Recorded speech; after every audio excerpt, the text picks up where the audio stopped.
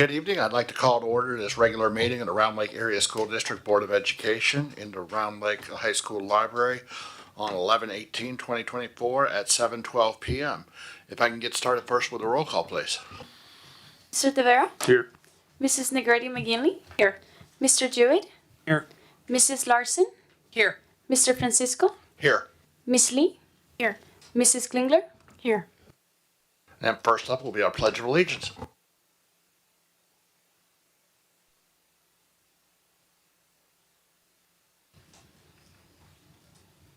I pledge of the United States of America, and to the republic for which it stands, one nation, under God, indivisible, with liberty and justice for all.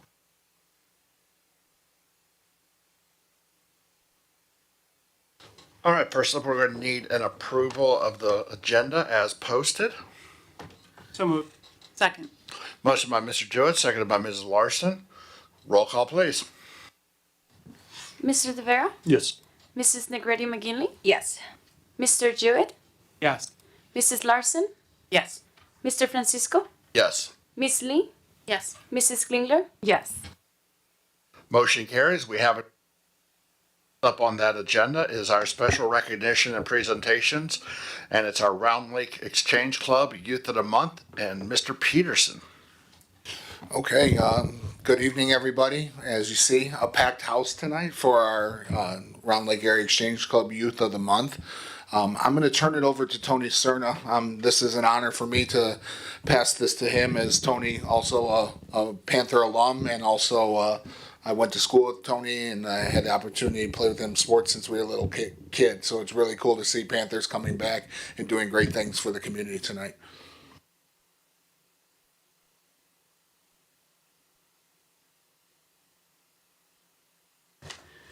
Thanks, Brian, for calling me out. I'm still a little kid. All right. Good evening, and thank you very much for allowing us to be here tonight to present the Youth of the Month Award. My name, like you said, is Tony Cerna. I'm the president of the Round Lake Exchange Club, and I'm also here to represent that Round Lake Exchange Club and a few of the Exchange-ites that are here with me. As you may know, the Exchange Club is America's oldest service organization, with youth programming become as one of our pillars of service, one of our 4 pillars. The Youth of the Month Award is a cornerstone of Round Lake Exchange Club's youth programming.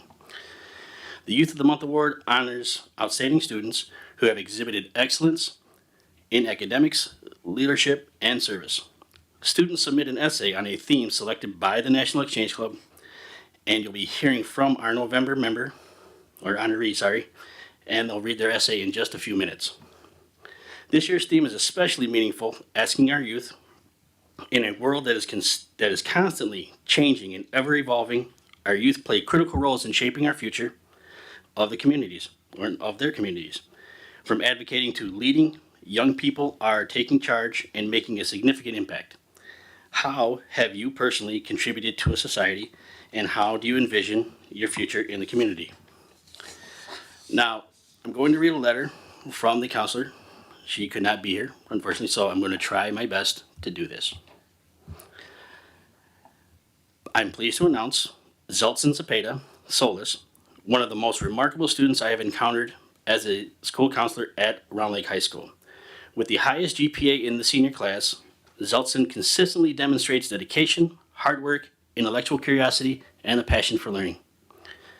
Beyond academics, she is heavily involved in numerous extracurricular activities, showcasing her diverse interests and leadership abilities and capabilities.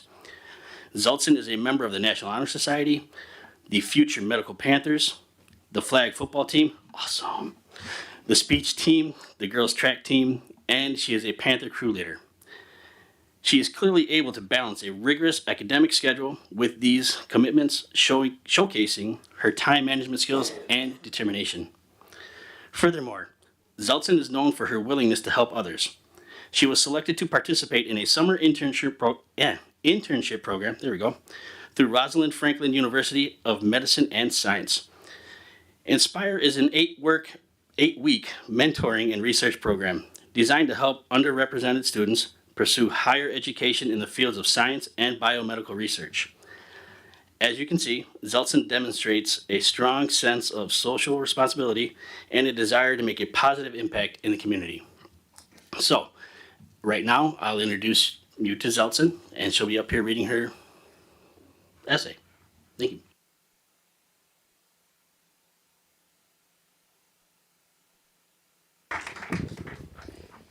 Good afternoon, everyone. I hope you're all having a lovely day.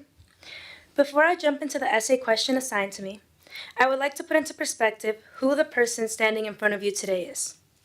My name is Zeltsin Montserrat Cepeda Solis. I am here today supported by my whole family. I am the oldest grandchild on my mom's side and on the older side of my dad's side. I come from Mexican descent, and I will be the first in my family to attain a college education. You may be wondering why I just gave my whole life story, and the reason for this is truly very simple. Throughout our lives, it is common to look at others and attribute their successes or failures to them as a person, without realizing the story beneath it all. I am grateful for all the experiences I have had so far in my life, and I cannot even begin to explain my excitement for those to come. But by knowing my story, I will always remember the endless tears, helplessness, and arduous work that it took to get here. The question I have been asked today to answer is, how have you personally contributed to society, and how do you envision your future in community service? One of the most impactful ways in which I feel I have influenced our communities is through my church community. At my church, we have a youth group called EDGE. And in this program, there's a volunteer group of teens and adults, including myself, who meet with middle schoolers on a weekly basis and discuss both worldly topics and topics of faith. I know many people would be skeptical of this being a big movement, but you'd be incredibly surprised at the difference you can make in a young child's life just by showing up. The children start to look at you as friends and trust you with issues they may be facing, whether that be bullying, fear of trying a new sport, and even friend drama. The teens truly made this program feel like helping little kids instead of a sacrifice. In my own school, I really enjoy volunteering in Panther Crew and working with the NHS. As a Panther Crew member, we come in and get training over the summer, and then we're in charge of giving new freshmen tours of the school. We help with their lockers, schedules, and answering any fears or questions they may have. I've always enjoyed doing this, but I never realized the impact it had on entering children. In fact, one of the girls has thanked me multiple times for the help I gave her while walking her through the halls, and she waves hi to me every time I see her after school. And although she may not remember my name, she definitely remembers the impact I made on her life. Another one of the boys came as a transfer student and honestly was truly angry to have left his school and come here. And I tried to leave him alone and show him that this was a good place for him to be. After a few days, I could see the switch in him. I got to help him again move from class to class, and within only a couple of days, he was telling me how incredible his teachers were, how they truly listened to him, and he even joined the football team. He was happier about classes, and he even participated in our pep rally after having been here for less than a week. I think for me personally, this was the greatest example of how something so simple and a little bit of patience can change someone's whole perspective on a situation. One experience that opened my eyes to the difference minorities can make throughout the world was over this past summer. For the past 3 years, as they just mentioned, I've been an intern in the Inspire program and gotten the honor to conduct research among some incredible doctors. This past year, however, my heart was touched more than before, as I got the opportunity to work in a physical therapy clinic and translate for patients. Upon seeing me, these patients were incredibly suspicious of me at first and almost feared to share their lives with me. But as the weeks progressed, the patients would come in glad to see me and have someone who could translate for them, and in the end, they even began talking about their personal lives. Though they took a while to trust me, I realized the gift I have in utilizing my native tongue to open doors for those around me and offer them the opportunity towards a path towards better health. I realized the impact I can make not only of those on my generation, but on adults as well. I will forever remember the joy I felt when one of my patients asked me to check up on her even after I left to make sure everything went well with her surgery. In terms of my future community service, I have been working my whole high school career, and even before that, to gain knowledge on how to make an impact in others' lives. The clearest guidance I have found to get an education is to work very hard. So, while in high school, I have participated in the NHI Great Debate, the Inspire program, and speech team, to name a few activities. Through these programs, I have learned the value of hard work, support, and mentorship. They have taught me that there are millions in this people of the world who want minorities to succeed, and they're willing to extend their help to help us do just that. In the future, I hope to create a program such as these above, in which low-income and minority students can receive the knowledge to advance their careers, the support of their mentors who are in that field, and hands-on experience in their dream. I'm a firm believer in paying it forward to the world, and I feel I have been granted endless opportunities to succeed. So I owe it to the world to help flame the fire of passion in the next generation. As for my future, I dream of taking my hard work to the next level and attaining a college degree. Specifically, I'm dreaming of becoming a doctor of nursing practice. After attending a school, being either in Wisconsin or the Illinois area in Chicago, I dream of pushing my community forward and becoming a resource to make them thrive. And I am confident that through this community-aligned work, I will be able to do so. I would like to thank my family for being here today, because without them, I would never be able to speak in front of you today. I would like to thank everyone from my school, from the kind janitors and the lunch ladies who serve us every day, to security, admin, and my teachers, because they've allowed me to see the beauty in being a minority. Finally, I would like to thank you all for being here today and allowing me to share part of my story. May God bless you all.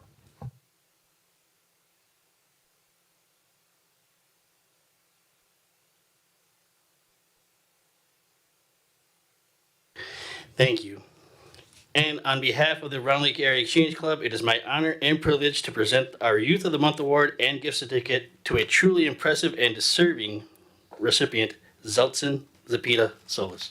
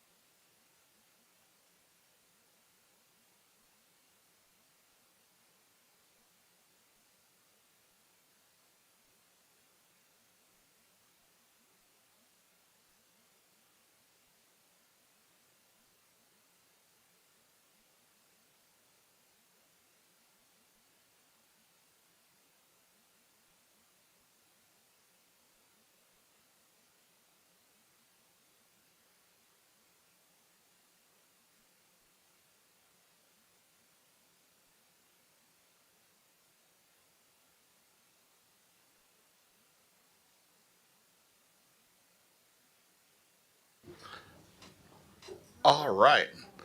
Next up, we're going to start communications to the board, and first up on those communications is our 2024 summer construction project overview, and Mr. Vierick, take it away. Well, good evening and thank you for your time. Our school district concluded another strong construction season. Construction activities focused on a large-scale renovation, fire alarm replacements, modular classrooms, concrete and asphalt improvements, and property acquisition efforts. We paid close attention to scope of work, quality and function, safety, cost, and schedules. We were able to get the kids in on time, and we did so in a fiscally responsible manner. The four major construction projects consisted of, you got it? Thanks. The Early Education Center renovation. The scope of work on this major undertaking was to relocate all administrators from the north half of the building to alternate locations throughout Round Lake to expand the existing preschool program. Administrative offices were converted to preschool classrooms, gross motor skill areas, evaluation and testing, and a sensory room. A physical addition was then constructed to house a family resource center, which was located adjacent to all preschool initiative staff offices. The existing early education portion of the building then received renovated offices and a redesigned nurses station and bathrooms. Existing classrooms underwent interior aesthetic makeovers. The building also received upgrades to heating, ventilation, and air conditioning systems for better climate control and energy savings. Now, this project was complicated. It had many moving parts and included a multitude of stakeholders. To achieve the desired results, the district used a blended approach of architectural team design coupled with execution using a performance contractor. Construction activities were divided among separate contracts for guaranteed energy savings and construction management. Multiple funding sources covered the cost of this development: an Illinois State Capital Development Grant, an extremely generous gift from the Schreiber Foundation, a Department of Commerce and Economic Opportunity Grant for the new roof, and the use of district funds. Now, there were over 2 years of coordination between administrators, architects, engineers, contractors, suppliers, and municipal officials. There was also an understanding of how renovations of this magnitude can be quite disruptive to teaching and learning. So the entire team worked very hard to create a plan that allowed the district to begin construction activities concurrently with school in session. A phased approach to the various construction stages was implemented. You can hit the next slide. Last fall, the enormous task of relocation took place, followed by demolition of the Administrative Service Center. Winter weather allowed for the team to excavate, replace the stormwater system, build the retaining wall, and break ground on the new addition. At the turn of the year, we separated the north and south portions of the building and began working on the interior classrooms, workrooms, and multi-purpose room spaces. Summer months were slated for significant structural changes: construction in the south portion of the building and replacement of concrete walkways and parking lots. Slide. Ultimately, we created spaces that are aesthetically pleasing, focused on the age of the student, as well as being very functional for the adults. Slide.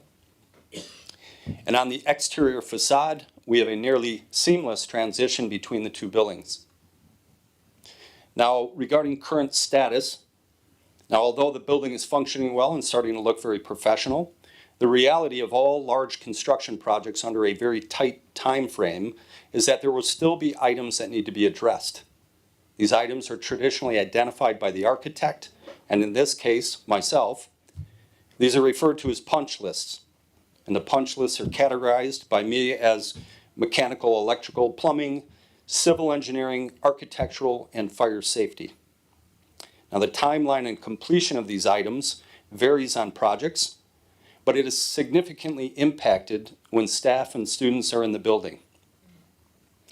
Currently, Allied is at approximately 80 to 85% completion on the remaining items.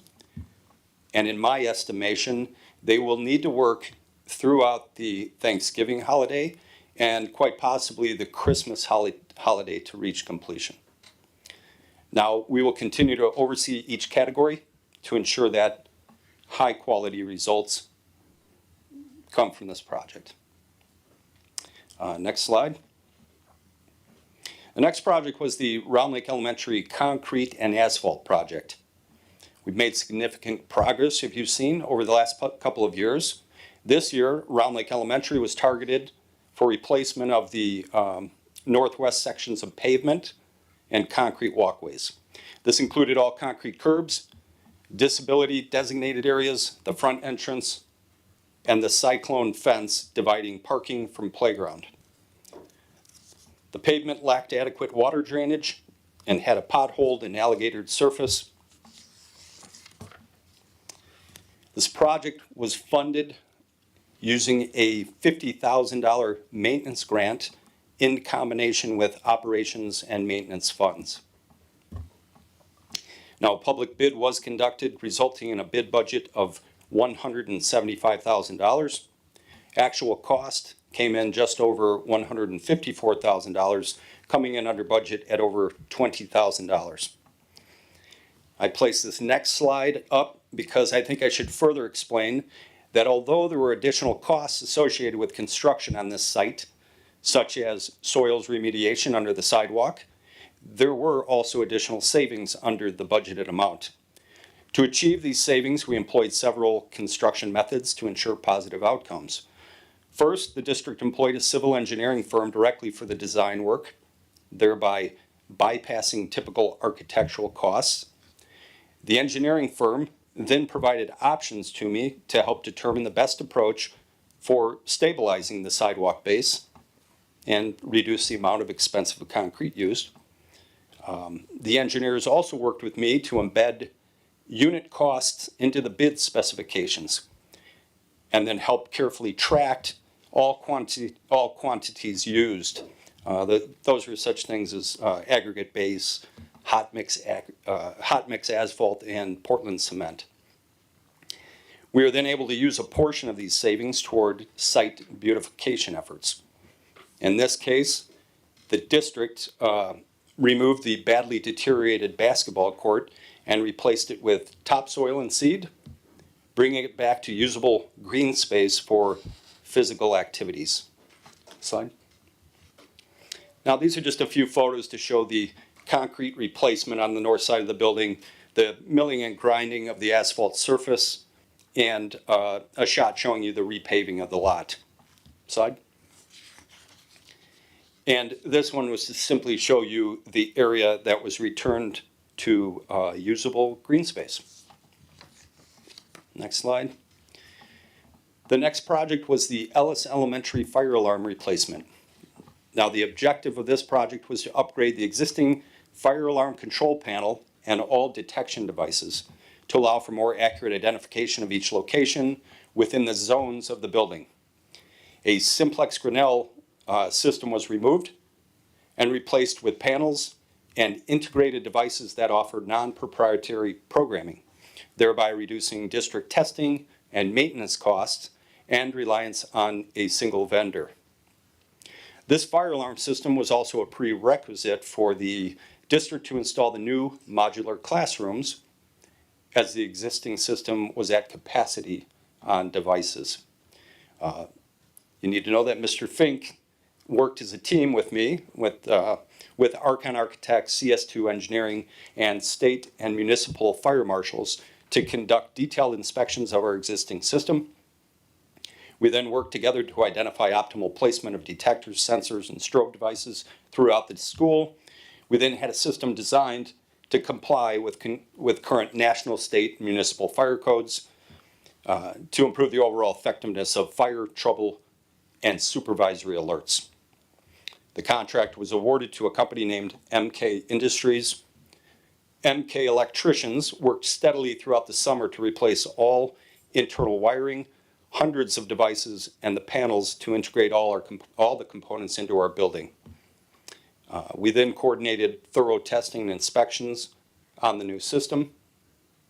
The next slide was simply to show that I felt our team did a nice job in this project on a number of areas. That is, tracking progress, responding to field issues, calling in additional workforce based on our site observations, and we scrutinized all costs to come in on time and on budget. We now have a more reliable fire system, and we feel this project represents a critical investment in safety. And next slide. The final project was the modular classrooms project.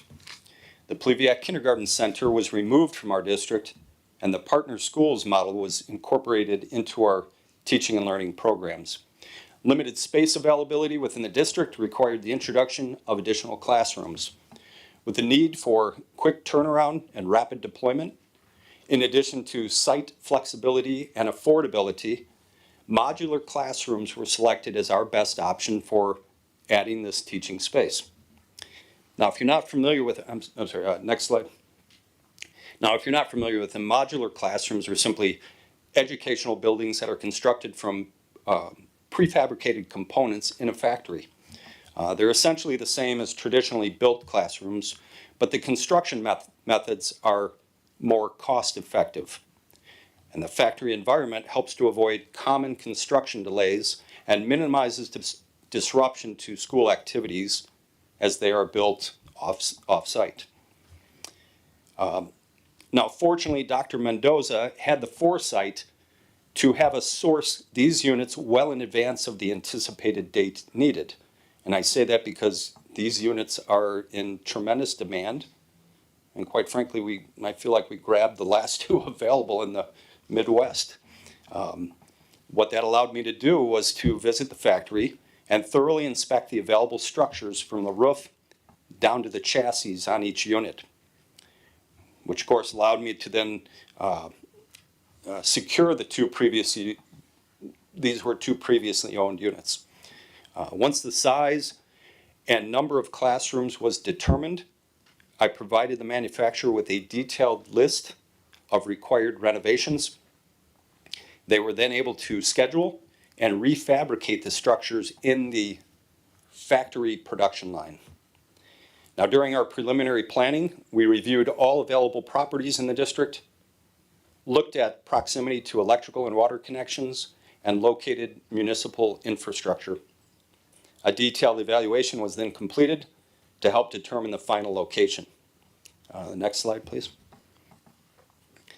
Raymond Ellis Elementary was selected by the teaching and learning team as the site where the additional space was needed.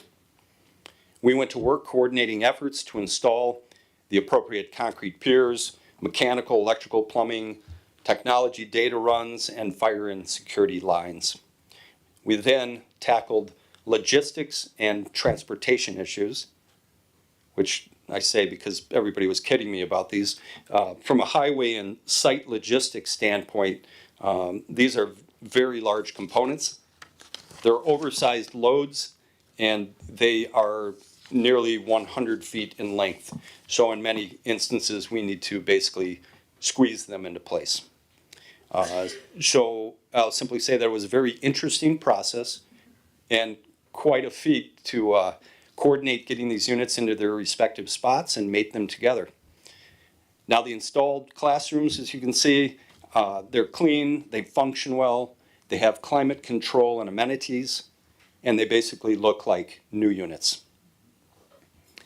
So in summary of the major construction projects, I simply want to say I'm proud of what we were able to accomplish this year. We made maximum use of the resources that were provided to us. We tightened our specifications and expectations on many of our construction partners. And I feel this year we further developed our business relationships, which will definitely help us going forward. So thank you, Dr. Mendoza and members of the school board for your support on these important projects. I just want to commend the presentation. You did a really, really good job. And I also said at finance, we're very lucky to have Mark. I want to thank the full board for investing in a position like that. Most districts don't have what I consider a subject matter expert in construction on staff. Generally speaking, they're educators working in the ops department, and Mark is a true subject matter expert. So just very, very, very grateful to have him on the team.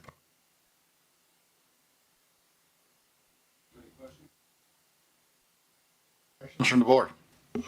No questions. I just do want to advise the board, this was on the finance committee agenda. So this was reviewed.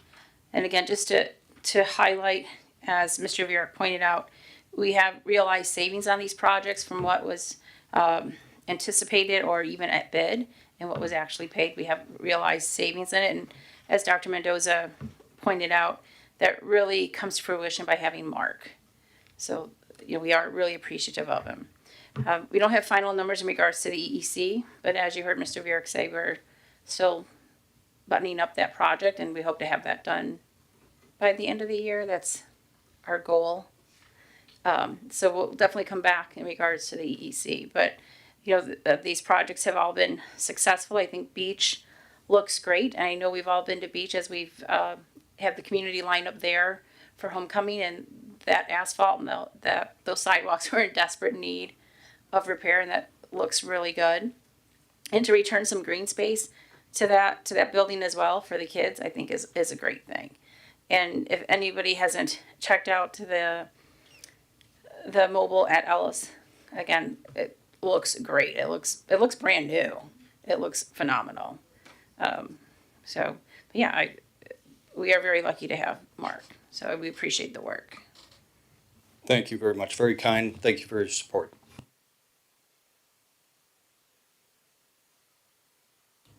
Thank you, Mr. Berg. And next up is our life safety inspection results, and Dr. Lampe. Thank you. So each year we do receive an annual inspection by the Regional Office of Education. That the purpose of that is to assure that our buildings are safe for our students and our staff. We are lucky enough that our inspections come in really in good shape, so it is one time per year. The inspections are driven by a multitude of regulations that I've listed there, from the Health Life Safety Code to Title 23, Part 180, Part 175, and it's a combination of both fire code and building code from the state of Illinois. Every new facility or structure must conform to Part 180 regulations. Existing facilities may be maintained in compliance with the code that was applied to the facility when it was built. So for Early Childhood Center, half of it has an old code date, whereas the new part will be assessed versus the newest date of 2024. You'll notice on this list, you'd say, oh, this is all of our schools. It is, but what's new is number 10. Every year, the Regional Office of Education Inspector gets a list from the state of Illinois. Transition Center was never on that list until this past year. He does not understand why. I don't even think they realized students were there, but did receive its first inspection this year. So our participants yearly have been Ed Garver from the Regional Office of Education. He's done our inspections for about 4 years. Fire Marshal Tony Bruscher, myself, Director of Crisis and Safety Corey Fink. We make sure the building principal or assistant principal or associate principal is on the visit, along with the building lead custodian. To prepare for these inspections, we do a number of things. One is we meet with all of the lead custodians to go over what the expectations of the Health Life Safety Code are. Second, a detailed email is sent to all principals that lists a number of items for them to assess. These can include distance from the ceiling to stored material, curtains, making sure the boiler inspection certificates are very visible, that exit lights are done, doors open and close easily. And the purpose of this is that they will go and walk with their lead custodian at least 2 weeks prior to the scheduled inspection date and make sure that the lead custodian is addressing these things. In between the 2 weeks and the date of the inspection, Mr. Fink and I go out and we do a quick walkthrough and we look at the major things that we anticipate that the ROE inspector will be looking at. And then we ask the principal again, 24 hours before their site visit, to go again and walk through their building, looking to make sure that all the items that he or she witnessed 2 weeks earlier have been addressed. So this is a process we put into place about 4 years ago, and it has gained us a significant improvement on our inspection result. So going to those results, we were fortunate that 5 of our buildings received no infractions or violations. Beach Elementary, W.J. Murphy Elementary, Village Elementary, John T. McGee Middle School, and Round Lake Transition Center all received perfect inspections. Our additional results are included. EEC received 1 violation, and that was that the exit lights are set not to be battery backup, but to go to a generator. We are not equipped with generator facilities that can accomplish that, so we are working with the construction management to make sure that those exit lights are switched out. Raymond Ellis had 2 violations. One, there's a door in their boiler room that actually swings out to a classroom. It has to be switched to swing in, or we will block the door with a cinder block. And the library must be made ADA accessible. Indian Hill had 2 violations. The exit pass in one of the mobiles was blocked by the teacher's desk. And second, there's a kitchen fire extinguisher that was out of date. It had 2023 tag on it. Round Lake Middle School had 2 violations. Wall penetrations about 15 to 20 feet up in the ceiling were visible, and a door that is now a classroom had a swing in and a must swing out. And finally, the high school had about 9 violations. Some of them from unblocking fire extinguishers in the hallway, removing duplicate fire extinguishers, if a fire extinguisher was missing an inspection tag, removing a power strip, clearing the front of electrical panels, securing a vent in the sound room, filling wall penetrations, again about 20 feet up, replacing a missing gas shutoff button, and adding an exit sign to the middle of the library. I provided here a comparison by quantity of what we were at in 2020, 2021. We had 90 infractions at that time. You'll see we have made progression to decrease the number of infractions. We are up a little bit from last year and the year before, where we have 16 violations. I want to cite that a number of the violations I read off are not under the ability of the building principal to do. Door swings, etc. We didn't even know they were a violation. So when you look at some of these, such as RLAS, their principal and the school did a great job at looking and assessing their school to make sure it would be ROE compliant. Similarly, I wanted to give you an idea of the type. We talked about the amount going from 90 to 11 and now to 16. I wanted to show you the comparison by type. When we started back in 2021, really assessing these, it was lower level. It was, did they have curtains, or did the stuff on the shelves, were they too high to the ceiling? Making sure that all of the exit signs were battery operated. You know, now we're seeing that the infractions are getting more detailed or more complex, from incorrect door swings, science hoods, lithium battery storage that we purchased cabinets for, pressure of eye washing machines, the ADA accessible, issue. So we're seeing some more higher level infractions that we're dealing with, which means we're getting better, and they're looking at more details and just helping our buildings become more safe. So immediately after the inspector leaves, he will send a electronic report. We need to then fill out how we are going to correct those infractions and submit that report. It was submitted and received. Simultaneously, even the day of the inspection, if we are able to correct something before the inspector leaves, we call our maintenance staff and try to get those things taken care of. If it's a longer project, we enter it into the fix-it system and we prioritize the work. Out of the 16 violations, 12 of them have already been corrected. I want to note, Joe, one of the things that takes a deeper dive for us is at Round Lake Middle School. It was noted that one of the classroom's doors was swinging in and should be swinging out.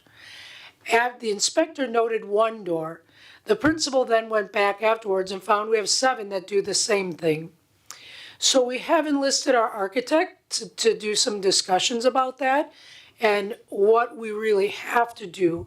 And can we address that with an architectural review versus actually cutting out the cinder block, etc., increasing the width of the door, increasing the depth into the classroom to make it both ADA compliant and the swing compliant at the same time. So some of these take a little deeper dive on our part to address. So I want to thank the board for their ongoing support to address a lot of the physical needs in the buildings, and understand that we are working with the principals, especially for some of the lower level infractions that have resurfaced again, to make sure they don't resurface in the future.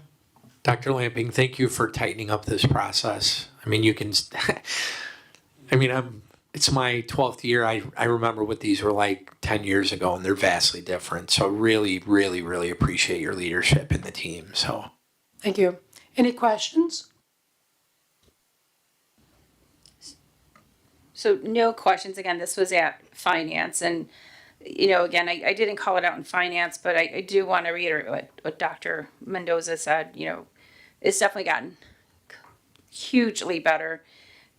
Dr. Mendoza mentions 10 years ago. I remember 20 years ago when I got on the board, and it was hundreds of violations through the building. It was absolutely terrible. So to see the life cycle where we are, it's tremendously better. So doing those pre-walkthroughs help. But just a couple of things I wanted to bring to the board's attention that we talked about in relations to this in finance, because some of the violations we've seen for some of these schools, as using Dr. Lamping's exact verbiage, is really lower level. So like at Ellis, Indian Hill, having furniture in front of a door, which is blocking a path, the building administrator should know and correct that, but we shouldn't have to wait for a walkthrough. Or, fire extinguishers being blocked. That should be the daily maintenance of the building. So we asked if they can come up with a plan or something for the administrators. As Mr. DeVera mentioned, something so that they're not waiting just for this walkthrough that happens yearly. Because those are things that we should be monitoring and be cognizant of in the building. Because if there ever is a situation that happens in the building, we don't want a fire extinguisher blocked or a doorway blocked. So we asked for them to develop a process for that.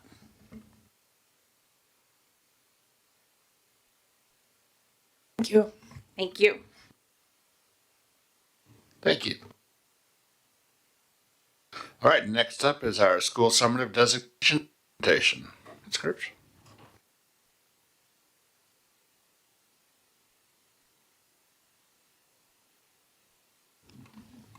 Good evening. I'm here to share with you our 2024 ISB school designations. Tonight, I will be reviewing our executive summary of our data, the ISB designation and process overview, individual school designations, school data related to the designations, and next steps. Last year in 2023, our schools entered a 4-year improvement cycle. We had 2 commendable schools, 2 targeted schools, and 4 comprehensive schools. This year, our designations feature 3 commendable schools and 5 targeted schools. All of our schools scored within the commendable range for the all index score, and schools that are targeted are based on the continuing subgroups of children with disabilities, which is 5 of our schools, and 1 of the 5 schools also has Black or African American subgroup that's targeted. During this presentation, I'll share with you ISB's summative designation process, school performance within the subgroup, and our actions to support the areas of concern, including interventions to improve our attendance, multi-tiered system supports, our special education programming, multilingual education programming, curriculum instructional materials, and learning partners to support the schools in designation. Schools receive an annual designation on the Illinois School Report Card. It's based on the school's overall data and the data for each student subgroup for all of the accountability indicators, which I'll review shortly. It identifies schools for additional support for improvement. It contains 5 designations: exemplary, commendable, targeted, comprehensive, and new last year was intensive support. The 5 annual summative designations are highlighted here. The exemplary category is the overall performance of the top 10% of schools in the state. Commendable is the middle range of overall performance with no targeted subgroups. Targeted support are for schools that might fall within the commendable range but have an identified or targeted subgroup in need of support. Comprehensive support can be the bottom 5%, or a targeted school that does not improve in that targeted subgroup over the course of their 4-year cycle. And intensive support are for those comprehensive schools or the bottom 5% that remain in need of support following their 4-year cycle. The process to find the ranks and the cuts. So what ISB does is all of the schools in the state receive an overall index score, and those schools are all rated in order of their performance on their overall index score. From there, the top 10% of schools are rated exemplary. The lowest of that top percent, where that you can see this highlighted with the Oak Hill Charter School just as an example, highlights the lowest top 10% school, and that sets the high threshold for the cutoff to fall into the exemplary category. Then the ISB then takes the lowest 5% of index scores and the highest performing lowest 5% school, so in this example, the Foxwood Primary School, sets the low threshold that subgroups may not fall below. All other schools fall within the commendable rating in between exemplary and targeted or lowest performing. The commendable rating can occur in our schools like we're seeing, but if you have a targeted subgroup, then you could become identified, and we'll kind of go into what that looks like next.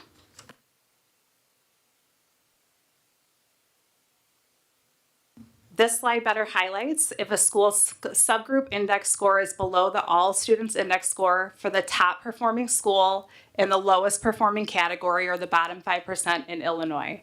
On this example, you can see the threshold for that lowest performing is 26.74. The middle and no targeted student groups score commendable. So on that line, it's a little hard to see. I hope you have it up on your computer.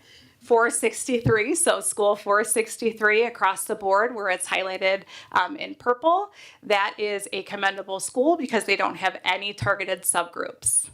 Below that, you can see the yellow highlighted. All of those schools fall within the commendable range for their all category. However, here and there you see a subgroup that has performed lower than the all group of the lowest performing school in the 5%, thus making them targeted support. Even if you have an overall index score, again, that falls in the commendable range, if you have a subgroup that falls below that threshold of the lowest 5%, you will be considered underperforming. These are the multiple indicators of student success. They are grouped by elementary and middle school bands and then the high school band. They both of the bands include 75% of academic indicators for success and 25% of school quality and student success. The academic success is viewed by the blue on the pie chart, and then the school quality and student success is highlighted by the yellow.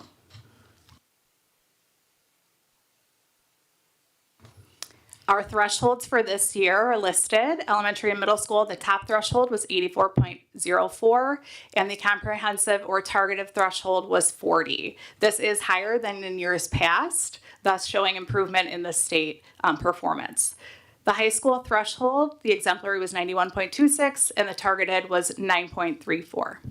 In order to have a subgroup, you have to have 20 students. And when we get into our data now, you'll see that none of our schools had 2 or more races as a subgroup because we didn't have 20 students in any of our buildings that fell within that subgroup.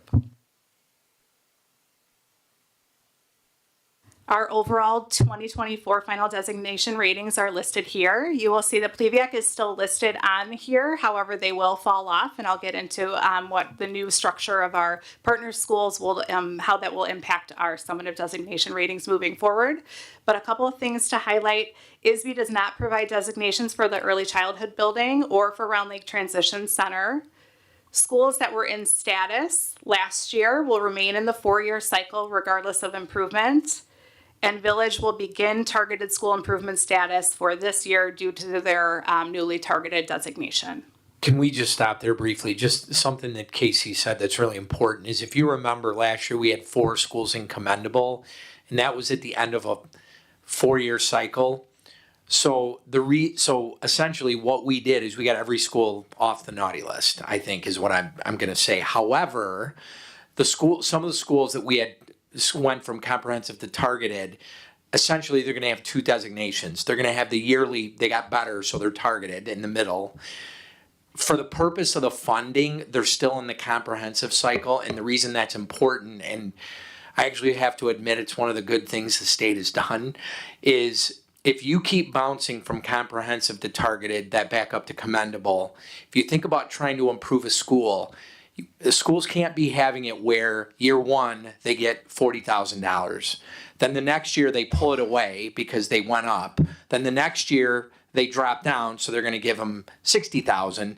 So essentially the 4-year cycle is really tied to the funding. So I think that's kind of what Ms. Kurtz is saying, is that We have schools last year that were in that comprehensive range, which we don't want to be in. For the purpose of this year, all of our schools, those 4 schools went up.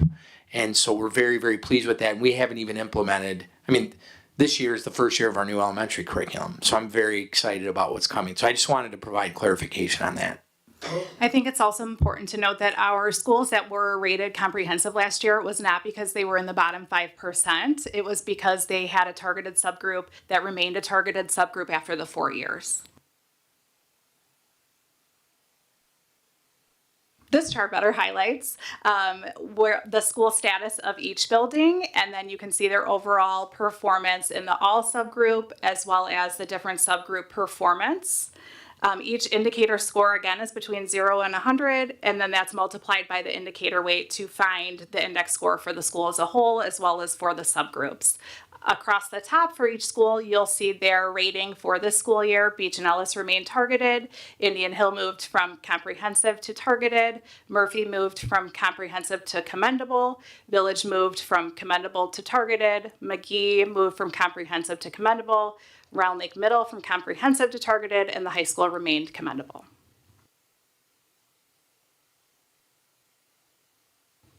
This chart shows the all and subgroup summative scores for the school improvement cycle that began last year in 2023. Because we're on 4-year cycles, we started tracking from last year and we'll move forward with that tracking. While school improvement status remains on that 4-year cycle, designations again should be noted. Improvement at McGee, Round Lake Middle, Indian Hill, and Murphy. Again, all Round Lake schools have scored in the commendable range for the all category, as well as for the EL category, former ELs, Hispanic Latino, low income, and white subgroup. Overall, 87% of our ratings are in the commendable range. It's important to note that special education remains an area of needed focus, although we did see large jumps in student performance within this subgroup at Murphy, McGee, and Round Lake Middle School. We see an overall upward trend in our middle school data, which would support the subgroup performance there. And we're looking into why the huge jump in children with disabilities performance at Murphy, as they were utilizing other strategies and practices similar to other elementary schools. So we continue to look into the reason why their improvement might be so notable. Murphy and Beach, moving forward, are serving our K-2 population. The Every Student Succeeds Act requires the inclusion of schools in summative reporting, even without assessed grade levels. So our K-2 buildings will not be participating in IAR. However, the state has determined factors to back map from the feeder matriculation schools. This looks like the 3rd grade proficiency scores for ELA and math on the IAR, and 4th grade growth on the IAR will be tracked backward to the K-2 buildings from the 3-5 partner schools. So Village data will track back for proficiency and growth in those grade levels to Murphy, and Indian Hill data will be tracked back to Beach. There is data that will not backtrack from the intermediate schools to the primary schools. That is the science proficiency score, which is taken in 5th grade, and the climate surveys, because only students in grades 4 and 5 take that. The 5 essential survey. Indicators assessed at the K-2 level that will be remain with the school is chronic absenteeism, which is collected from grades K up, and the EL progress to proficiency will stay with the school. So Murphy and Beach will have those scores if they have a strong enough subgroup of 20 students or more. That is assessed in grades 1 and up, but functionally in order to get your EL progress to proficiency score, you need to take that in 2nd grade because you need 2 years of data to track growth.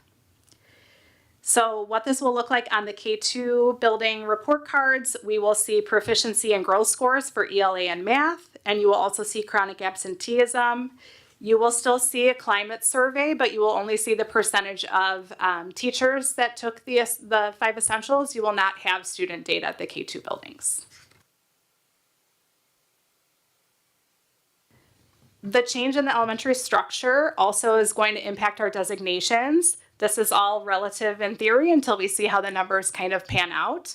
So potentially some impacts that we might see are subgroups might be more prominent in the 3-5 buildings. We have a larger student body now in our 3-5 buildings with at least a minimum of 6 sections at each grade level, thus possibly increasing subgroups. So whereas we see on the scores listed, our Black subgroup is not necessarily always there. We don't always have 20 or more students, or the 2 or more races, former EL, we might begin to see those subgroups pop up because of how many students are in our intermediate buildings. Subgroups, again, we'll only have the 5 essentials parent data at the K2 buildings, and that won't be factored into the summatives, but it will still be reported. The back mapping of IAR scores might also have insufficient subgroup data that backtracks. So again, you need 20 or more students, and if we're only looking at proficiency for 3rd grade or 4th grade and growth for 3rd grade or 4th grade, you might not have a substantial subgroup that backtracks to K2, so we might only see an all score for those buildings. There are a lot of unknowns, and as we get scored for after this current year, we'll be able to state more surely what's happening with the data next year. Some wonderful data to look at is our chronic absenteeism data. Beach, Indian Hill, Murphy, and Village all had a lower percentage of chronic absenteeism than the state average. Ellis and McGee's chronic absenteeism rate met that of the state average. So 7 of our schools showed a decrease in chronic absenteeism. Notably, again, Murphy's rate decreased by 12%. The overall district percentage decreased by 3%. And all of our schools have chronic absenteeism as a school improvement goal, and it's an area that we continue to work on district-wide. In reflecting on Murphy's initiatives last year with their chronic absenteeism progress, the assistant principal last year and clerk made phone calls every Monday for students who were displaying need for intervention from our attention to attendance system. The behavior SILT team created a bulletin board where grade levels competed for the the highest attendance percentage of students each week, and prizes were awarded based on student choice. They held monthly attendance assemblies, and they also held spirit weeks or fun activities that were intentionally scheduled prior to and just after breaks to encourage student participation in school.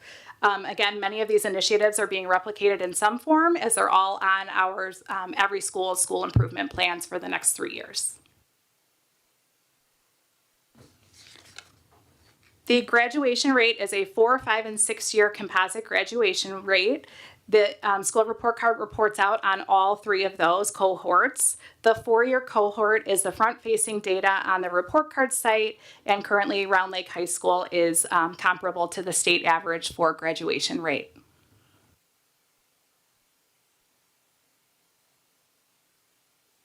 Again, some really great things to highlight out of our data because there are a lot of positives. IAR student growth percentile, so students that grew the same or more than the percent of peers in Illinois who started at the same baseline, is being considered as 50% average for growth. Indian Hill met the state average of 50% of ELA growth on the IAR. Round Lake Middle School met the math average of 50% on IAR, and McGee exceeded that average for math growth with 52% growth. Our former EL subgroup is outperforming all of our other subgroups with index scores in the range of 70 plus, which is miles above the general education population. Our EL and Hispanic Latino subgroups have made amazing gains in performance from 23 to 24. Our chronic absenteeism, again, shows massive improvement, and we expect to see continued improvement in that area with a focus on school improvement plans. And then the graduation rate at the high school, again, is on par with state average. So what are our next steps? As a teaching and learning team, we're analyzing the data behind the index scores to better identify high leverage practices and areas of concern so targeted interventions and strategies can be implemented. This includes children with disabilities, expanding our MTSS at secondary level with elementary running fairly smoothly. We're looking at middle school and high school development of their MTSS practices. We are continuing to implement new instructional resources for math, ELA, English language arts, Spanish language arts, and social emotional learning at the elementary level, with this being year 1 of implementation. We are also examining and identifying resources for next school year in the areas of 6-12 math, 6-8 science, and 6-8 social studies. Our secondary schools are participating in solution tree training for our professional learning community reboot this school year, and that will continue on into next school year. For elementary and really all of the schools in our district, we are working to establish a partnership with the Catalyst for Educational Change, who did our special education needs assessment for this upcoming year, for improvement in our children with disabilities subgroup, inclusive of our dually identified students, or MLE, and our MLE students who also have an IEP. We are also continuing the implementation of our new 3-year school improvement process in the buildings with data monitoring. That is also inclusive of principal and assistant principal collaborative sessions where we reflect on our data each month, create a dissemination plan for leadership teams and staff through staff meetings, and make adjustments to our school improvement plans as needed. Questions from the board? I just have a comment. I know I've got a lot of comments tonight, so I apologize, but I just want to thank Lisa and Casey and the team. I'm going to use general terms because I don't want to miss anybody. But the school improvement efforts that they're implementing, they've just taken it to a different level. I mean, I can clearly see it. And I mean, it's awesome because I used to do a lot of this work, and I think they've just taken it to another level. And I'm very confident we're going to continue to see improved student outcomes, and I'm very grateful for that. So I just want to thank the team for all their work. One quick comment I forgot to add. We do meet, our schools that were in comprehensive status, we meet monthly. The principal, myself, meet with a coordinator from the state, Caprice Walters, and he has nothing but high praise for our buildings that are in designation. He says that we are doing wonderful things. He believes in the work we're doing. He is confident when principals are able to speak to their data, what's happening with their school improvement meetings, what's happening with their school improvement plans, and he's using some of our samples of things that we've created with as an exemplar for other districts in the state, which is very exciting. Maybe you said this, but the children with disabilities for the high school, I know you said transitions wasn't included, but then the high school isn't as well? The high school is included. I can go back to that slide. However, if you recall, their threshold is very different. So their low threshold is like 9 point something. So while, yes, the children with disabilities subgroup is above there, it's something we would continue to look at too. And when we bring on the Catalyst for Educational Change as a learning partner, they will be a part of the process as well. Yeah, just I've been doing this a while. The high school has it the easiest. So I'll just tell you the hit commendable. The high school level has it the easiest, as evidenced by the index score of 9. I think that's what it is, right? 9 something. And part of it is half of the rating is graduation rate. So they don't have a growth metric in there because of even the standardized test score. There's no growth on ACT or SAT. The middle schools have it the hardest, in my opinion, because they're lumped in with the elementary schools. I do want to highlight, you may have said this, for the first time since they've been doing this, we had a middle school score commendable. It was McGee. We've never had a middle school score commendable, and Round Lake was right there. So I'm very, very pleased with what we're doing. So I just was going to jump in on the growth metric for the high school. If you recall, back in the summer, we came and requested approval to be able to give the pre-ACT assessment at 9 and 10. So we do value at the high school level being able to measure and see how kids are growing. So they did take the ACT in October, and then we'll be able to internally look at a growth metric, and we can certainly report that out too. So the state doesn't do it, but we see the value, so we're doing it.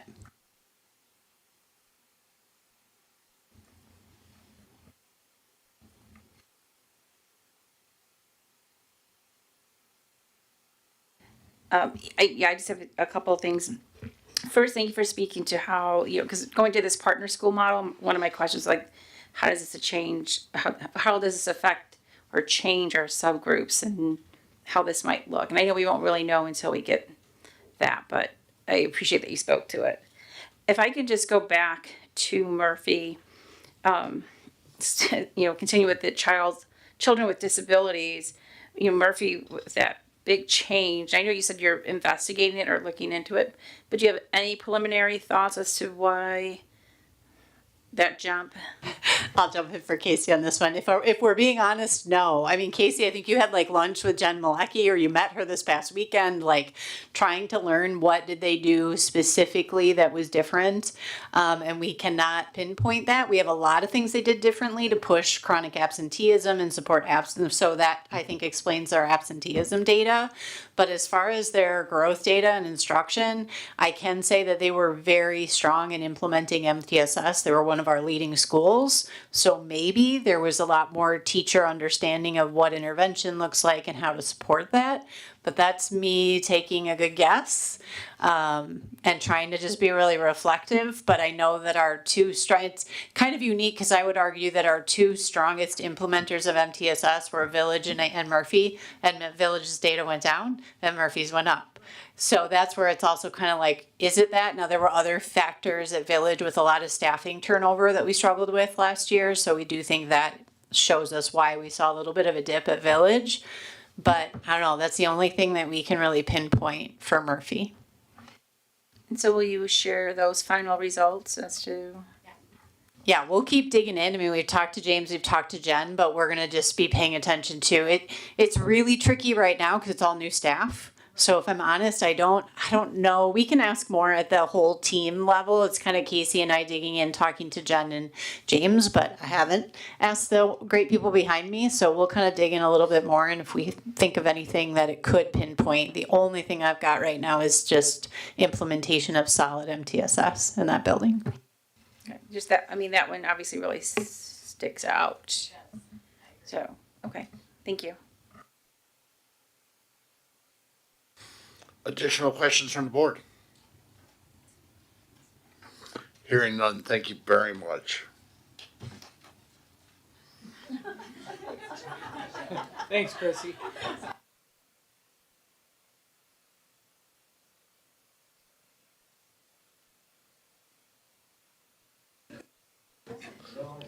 All right, next up is the strategic plan monthly update, our November 2024 update. Yeah, so I'd like the team members to come up. They're each going to provide a 30-second update and a targeted area connected to the strategic plan. Heather, I'm looking at you, so why don't we start with you, and then we can go to Mary and just keep going. Just brief, please, team. Keep it brief. So I'll start with theme D, goal 4, strategy A, talking about connections in the community. Just calling out 2 different events that we had. We held the Realtors Tour on October 28th, and we had about 9 realtors out that day, I believe, and did a tour. We started with a breakfast and a brief presentation here at the high school. We had 3 board members join us for that. And then we did a tour of 4 classrooms led by Mr. Peterson here at the high school, and then took them on our activity bus over to the EEC to show them the Birth to 5 building, and then back here to the building on our bus and had them leave with lunch. We did have one of the realtors reach out afterwards to Mr. Francisco, and we're working on finalizing a date for a follow-up tour for her group. So probably like second week of December, we're looking to coordinate that. The only other item I'd like to call out, just super cute, we had a handful of senior residents in the community that live at Oak Hill, and I think it's Beach Haven, come out for the high school play. So thanks to Chrissy Cacciatore and Eric Otero who helped coordinate that. We provided transportation to them, and they just had the best time. Okay, I'd like to point out in theme E, securing the future, one of the strategies is the development of a long-term facilities plan. We have met with allied facilities partners who have offered to conduct the assessment of our HVAC at no cost. So they will be providing a thorough assessment of all of our HVAC units, and that will fulfill, we will then merge that into a long-term facility plan. Hello, I'm going to talk about Theme A, Goal 3, Professional Development Plan. So starting with our secondary schools, we are engaged in the Professional Learning Community Reset, as you know. This has entailed 50 leaders from our district doing a 6-day intensive PLC coaching academy. They take that content and then they create what teachers do on our PD days at the secondary level. We also have embedded and virtual coaching where coaches from Solution Tree come and work with our leaders. At the EEC, they provide their own PD in their building aligned with their school improvement plan and with their required initiatives that they do at the EEC. Then for elementary, we have had Benchmark and iReady come in and give PD on our new curriculum. And additionally, we have our special education and our MLE departments supplementing that to help those teachers target it to their students.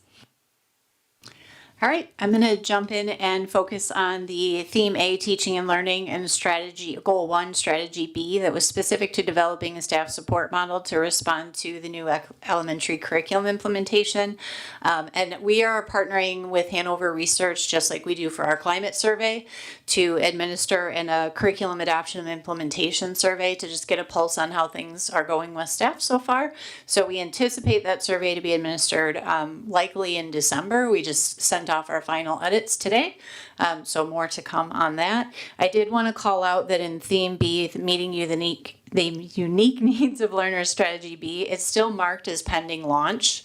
The reason behind that is specific to researching tier 2 and tier 3 resources, and we have dedicated all of our time to tier 1 with all the new curriculum for this semester. It is absolutely on our radar. The goal right before that talks about how we are using progress monitoring tools. So we have those things in place, but we want to research in depth what our new curriculum offers for those new tiers, but we're kind of holding off on that until second semester after we live through tier 1 for a bit. Good evening. I'm going to address Theme B, meeting the unique needs of learners, Inspire Goal 1. So as Casey indicated, we are working with our learning partner, Catalyst for Educational Change, through Empower to work through some of the recommendations from the Special Education Needs Assessment. So we've identified 4 areas, the first area being reviewing our continuum of services. As I stated when we gave the findings, making sure that the programs meet the needs of the students, not the students meeting the needs of the program. In addition, we'll be working with leaders across the district to make sure that to implement these recommendations with fidelity, we need to empower our leaders. So our principals, assistant principals in the building, and making sure that we conduct an overview of special education services to make sure that special education is seen as a service to general education, sort of not the other way around. And then also making sure that we are reviewing the best practices of co-teaching. If we're going to increase the rigor for our special education students and meet some of the gains like we saw at Murphy, we're going to need to make sure that we're implementing co-teaching with fidelity. So then to also do that, our leaders will be working with the Catalyst for Educational Change to do educational rounds to make sure what we want to see in the classroom is actually happening, and then providing feedback to make sure that we have continual improvement. I'm on Theme C, Social Emotional Development, specifically Strategy A. I'm working with the principals to establish student-led committees and councils to gather student input and feedback on the different extracurricular activities and athletics that we offer. And it's exciting to hear the different ideas that students have. This year we had a huge advantage because if you remember at the elementary, we actually ran sports all the way down to kindergarten, which we didn't previously have before. So we're already a step ahead. So we've been collecting feedback from students through these councils and committees to find out how things are going in the schools, if there's things we're missing, to have some sort of a standard at different grade levels to make sure that all of our students are receiving similar opportunities.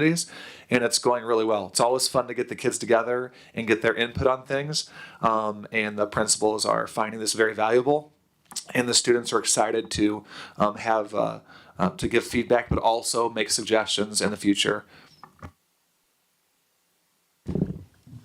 Thank you for the opportunity to come in. And as Dr. Mendoza said, brief. So I'm going to be really brief. I'm focused in on Theme E, Goal 1, Strategy A, which develops partnerships with diverse professional organizations to target recruitment. So as you remember, we did the AUSL Memorandum of Understanding with you a couple months ago. We have since met with those non-certified staff members who have a bachelor's degree and are looking to get a master's degree. We had over 15 people sign up for information. We had ultimately 11 people come to the informational meeting on October 11th. All of them walked in with a yes. All of them walked out of the meeting with a yes. Well, we don't have 11 slots at this point. So we have a pin in that right now as we work with the AUSL, Schreiber, and Zion's cohort to find out what they're doing. Because right now, it doesn't sound like they're going to fill their cohort necessarily, which might mean more opportunity for us. So I should hear about that tomorrow at my meeting with them after they met with the Schreibers today.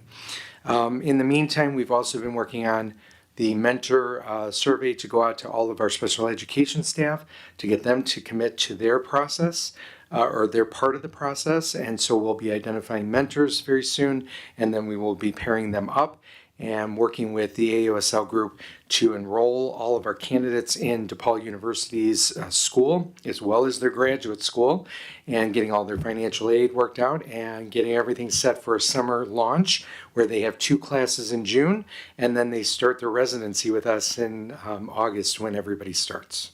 So very excited about that.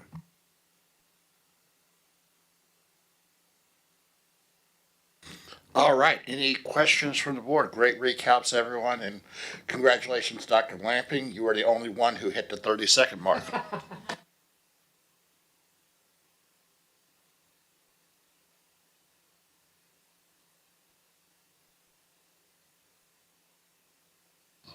All right, again, great recaps, everyone. Thank you for that. And we will now move on to, looks like Dr. King and the sale of overstock furniture.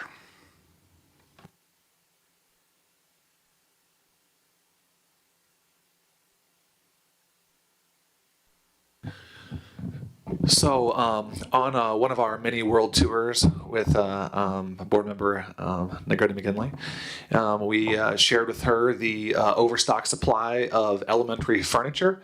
We actually decided as a district and are recommending that we keep 7 extra classroom sets of student desk and chairs so that we have those for potential growth in the future. However, above and beyond those 7 classroom sets times 30, we actually do have an extra 263 student desks that are sitting in the warehouse clogging it up.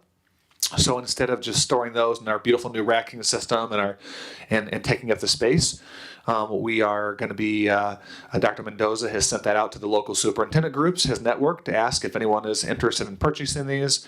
The cost that we paid for these while was $300 each. The depreciated value is about $150 each. So that's what we're hoping to get for them so that we are not storing these in the future. And just a gentle reminder, we used ESSER funds to purchase these. So it wasn't local funds, it was the grant money that I think we got $22 million in ESSER money, I think you remember. Yeah, that was the question I had asked when you hear we have this abundance of furniture. We know we bought this during COVID when we had to have more modular furniture to separate students, but of course knowing, thankfully we're past it and bringing kids together. So that's what this furniture is. And yeah, it is ESSER money, but it is still a lot that we overbought. And as Dr. King mentioned, it is clogging up a lot of space in that warehouse. And again, that is still very much prime real estate that we need in that warehouse. So we don't want to just hold it, but we do have enough should we need for any potential growth.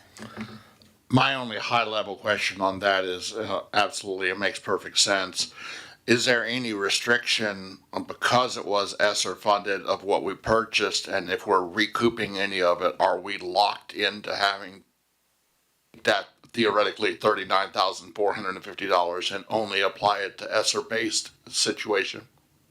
The short answer is no, because I talked to our grant expert, and she indicated that it's not even about the dollar amount or the pieces, or the value. It's actually just what the furniture actually is, and it's not even doesn't even need to be itemized. So as long as we're aware of what we've sold, we don't have to repurpose that money to be the exact same. Thank you. Hearing no additional questions, I'll turn it over. This one for sale of obsolete technology. Mr. Kozik. Okay, consistent with previous practice, this is our memo for the latest technology disposal. The caveat here is this technology has current market value to the tune of $59,636.44 for the items listed in Table 1.1. Typically, items like this in the past would have no value. Samantha Chapman and our team has done a great job reaching out to our technology recycling partners, received 4 quotes, and B&W, I believe, yes, B&W Liquidations is the highest proposal that we received, and we plan on moving forward with them for this memo. I'll say thank you. It's definitely good whenever we can recoup anything from it. Bless you. And any additional questions from the board? All right. Thank you. Thank you. Hearing none there, we'll go back to Dr. King. And what in the world is Dr. King throwing away this month? Any questions in regards to what was listed in the meeting memo? Perfect. All right, as always, members of the public may participate in public comment during regular board meetings and by attending in person or submitting electronic public comment form. Please note that speakers are limited to 3 minutes. Electronic public comments will be accepted up until noon on the day of the regularly scheduled meeting, and the public commenter will be contacted to confirm identity. Once confirmed, the electronic public comment will be provided to all board members in written form. A link to the electronic public comment form is found online. We did not have any electronic public comment for this meeting, and do we have any local public comment? Hearing none, we will now move to the superintendent's report and turn it over to Dr. Mendoza. Thank you, Board President Francisco and Board.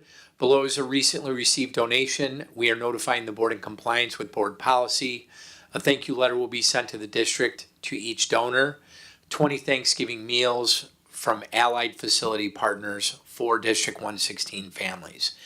On October 30th, over 60 of our middle school student leaders attended an exciting career exploration event at the Lake County Fairgrounds. I believe there were 2,300 middle school students at that event. The Lake County Navigate Lake Career Exploration event was the first of its kind in Lake County, amassing over 110 industry partners across all 7 career pathways and over 4,000 Lake County students. The event connected students with industry professionals in engaging and meaningful hands-on experiences and discussions as students considered careers across the 7 college and career pathways. The event began planning phases in June by a small team of 6 dedicated Lake County school districts, including Round Lake. Round Lake College and Career Readiness staff were an integral part of all phases from beginning to end. I'll also note that the board received a personal email from Dr. Karner recognizing District 116's Carolyn Corcoran for involvement in the planning. Many of you remember Carolyn in the strategic planning and was instrumental in the Portrait of a Graduate logo. She also led the efforts for the EdRed revised logo. Remember that? I talked about that last week. With the support of Dr. Karner and the Regional Office of Ed, the team created both pre- and post-assessment plans to support students, be intentional with their time, conversation, and experiences. Our district additionally leveraged school links, which the board supported the purchase of, to connect students with these assessments and follow-up activities. The Navigate Lake team is already busy planning and preparing for next year's Navigate Lake and will continue to amplify local organizations and opportunities that connect students with meaningful high school careers aligned to their pathways. Again, credit to Dr. Karner. I mean, he's exceptional. Does a tremendous job. Members of the Round Lake High School Music Department recently shared that they are thrilled to report some exciting news about our high school music student recent accomplishments at the district level. On October 2nd, select students from Round Lake High School submitted auditions for the Illinois Music Education Association's ILMEA District 7 Honor Choir and Honor Band. District 7, which includes schools from Lake, McHenry, and Cook counties, is recognized as one of the most competitive regions in Illinois. We are proud to announce that 6 of our talented students have been selected for these prestigious ensembles. DeAndre Evidente will perform as a flutist in the honor band. Aaron Ochoa, Mateo Oriana, Kenneth Secundino, Alfonso Tinajero, and Carlos Vilches earned points in the honor choir. These students will showcase their talents at the all-district concert on November 9th at Glenbrook South High School. Participation in these ensembles also opens the door for potential selections to the all-state ensemble. I do have a verbal update, which I got very late Thursday afternoon. I will share more information as I get it. This is not great. I've been talking a lot at the table, and I think I've given a couple updates, and I think, Mr. Jewett, you have heard this at the CEDAW governing board table. CEDAW is not in good shape financially. I think about 3-4 months ago, and I called out basically a structural deficit that they were operating under, and on or around that time, the leadership turned over.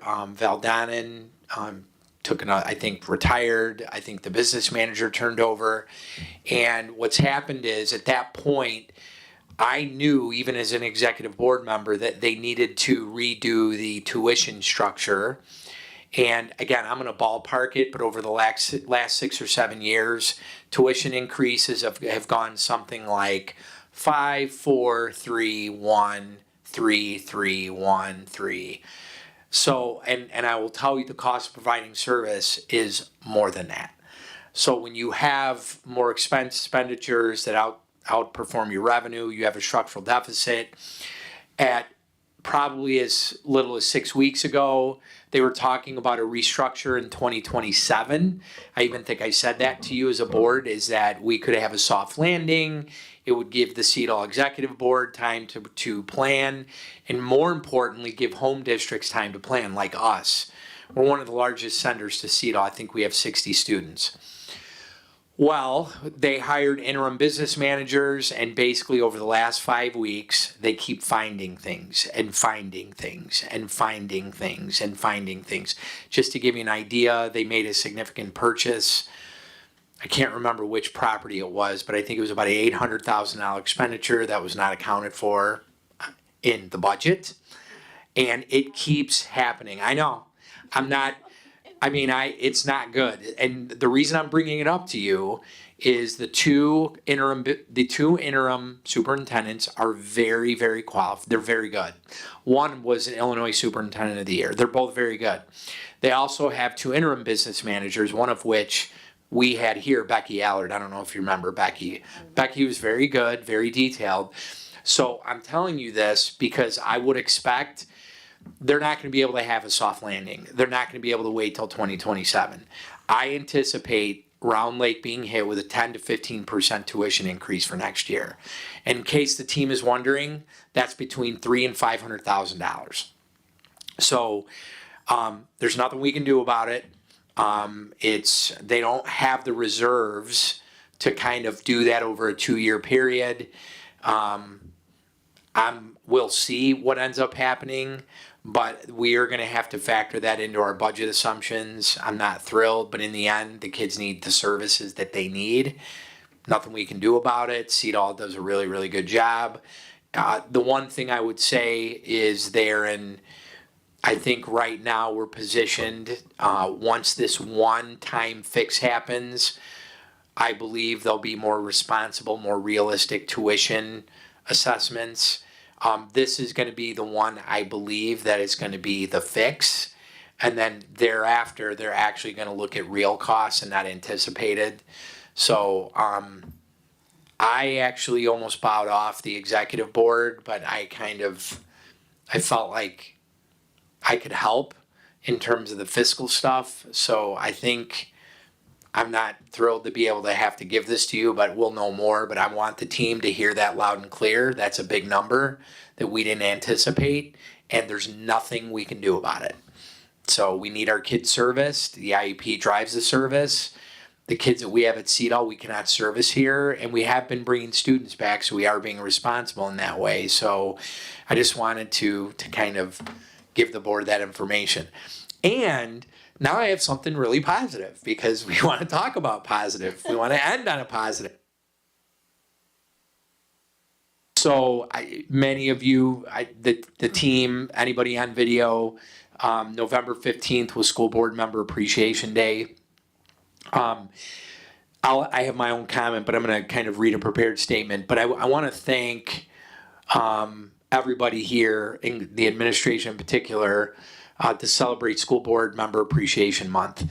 This is a special time to honor our school board sitting in this room, who are dedicated individuals who work tirelessly behind the scenes to support our schools and students and our community as volunteers.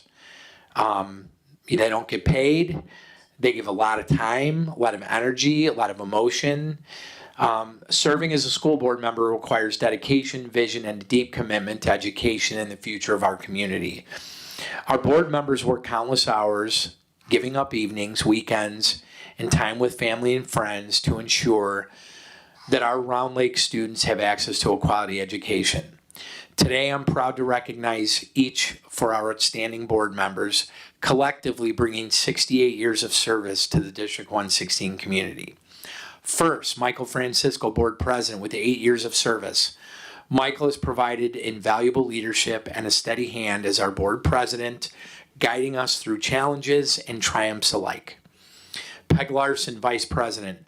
Peg has served on the board for an impressive 12 years. Her experience and insight have been instrumental in shaping key decisions and in supporting our school district's goals. Annette Negretti McGinley, secretary, with 19 years of service. That's a big number.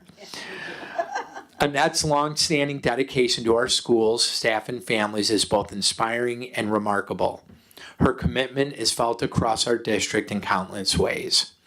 Kevin DeVera.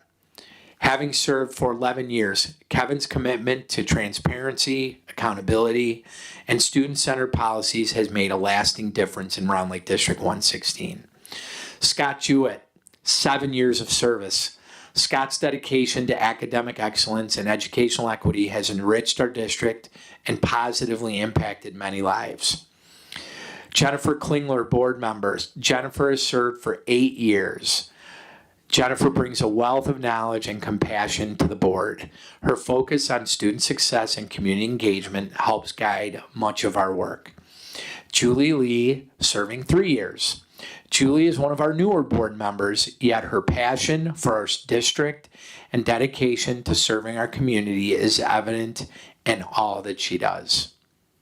To our board members, thank you for your vision, commitment, and unwavering belief in the power of education. Together, we are building a stronger future for our students and our entire community. Administration, please join me in extending a heartfelt thank you to each of these remarkable individuals. Their hard work and dedication are the foundation of our district's success.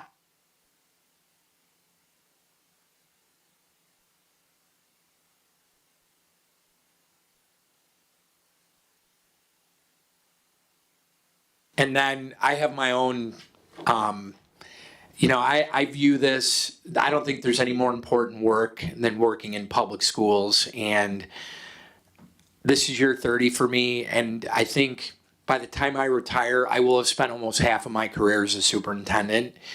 And so even prior to that, I've been in front of school boards almost my entire career. I've been an administrator for 27 out of the 30. I remember as an assistant principal, I was in front of school boards. This is without question the best board I've ever worked with, for a lot of reasons. You take your job very seriously. You do the trainings, you read the packets, you vote your conscience, you hold the administration accountable. Frankly, we're better. Our team is better because of you. And, there's obviously the school board piece. And frankly, for me, I'm your one employee. Theoretically, I'm supposed to be. And I think it's just been really just an amazing blessing to me, both professionally and personally. I would also say, just as important as that, is the type of people you are. I think superintendents are different in terms of their relationship with boards. And I'm not saying some are good. I mean, well, some are good, some are bad. But I think the styles are different. My style has always been very transparent, very honest, and basically, encouraging team members to interact with the board, building relationships. And I feel like we have a really good partnership. I feel like it's 8. I can't do what I need to do as your CEO essentially without your support. And I just want you to personally know how much I appreciate every single one of you.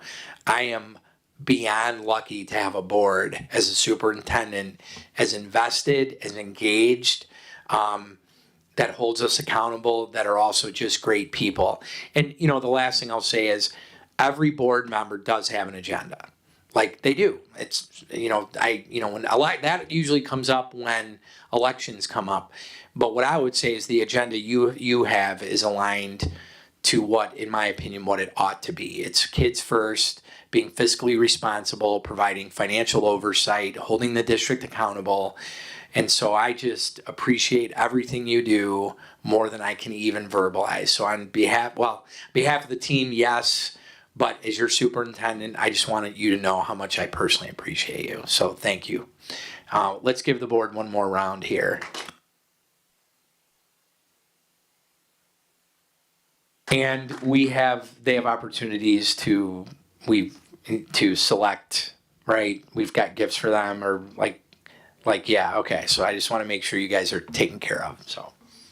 So thank all of you. That concludes the superintendent's report.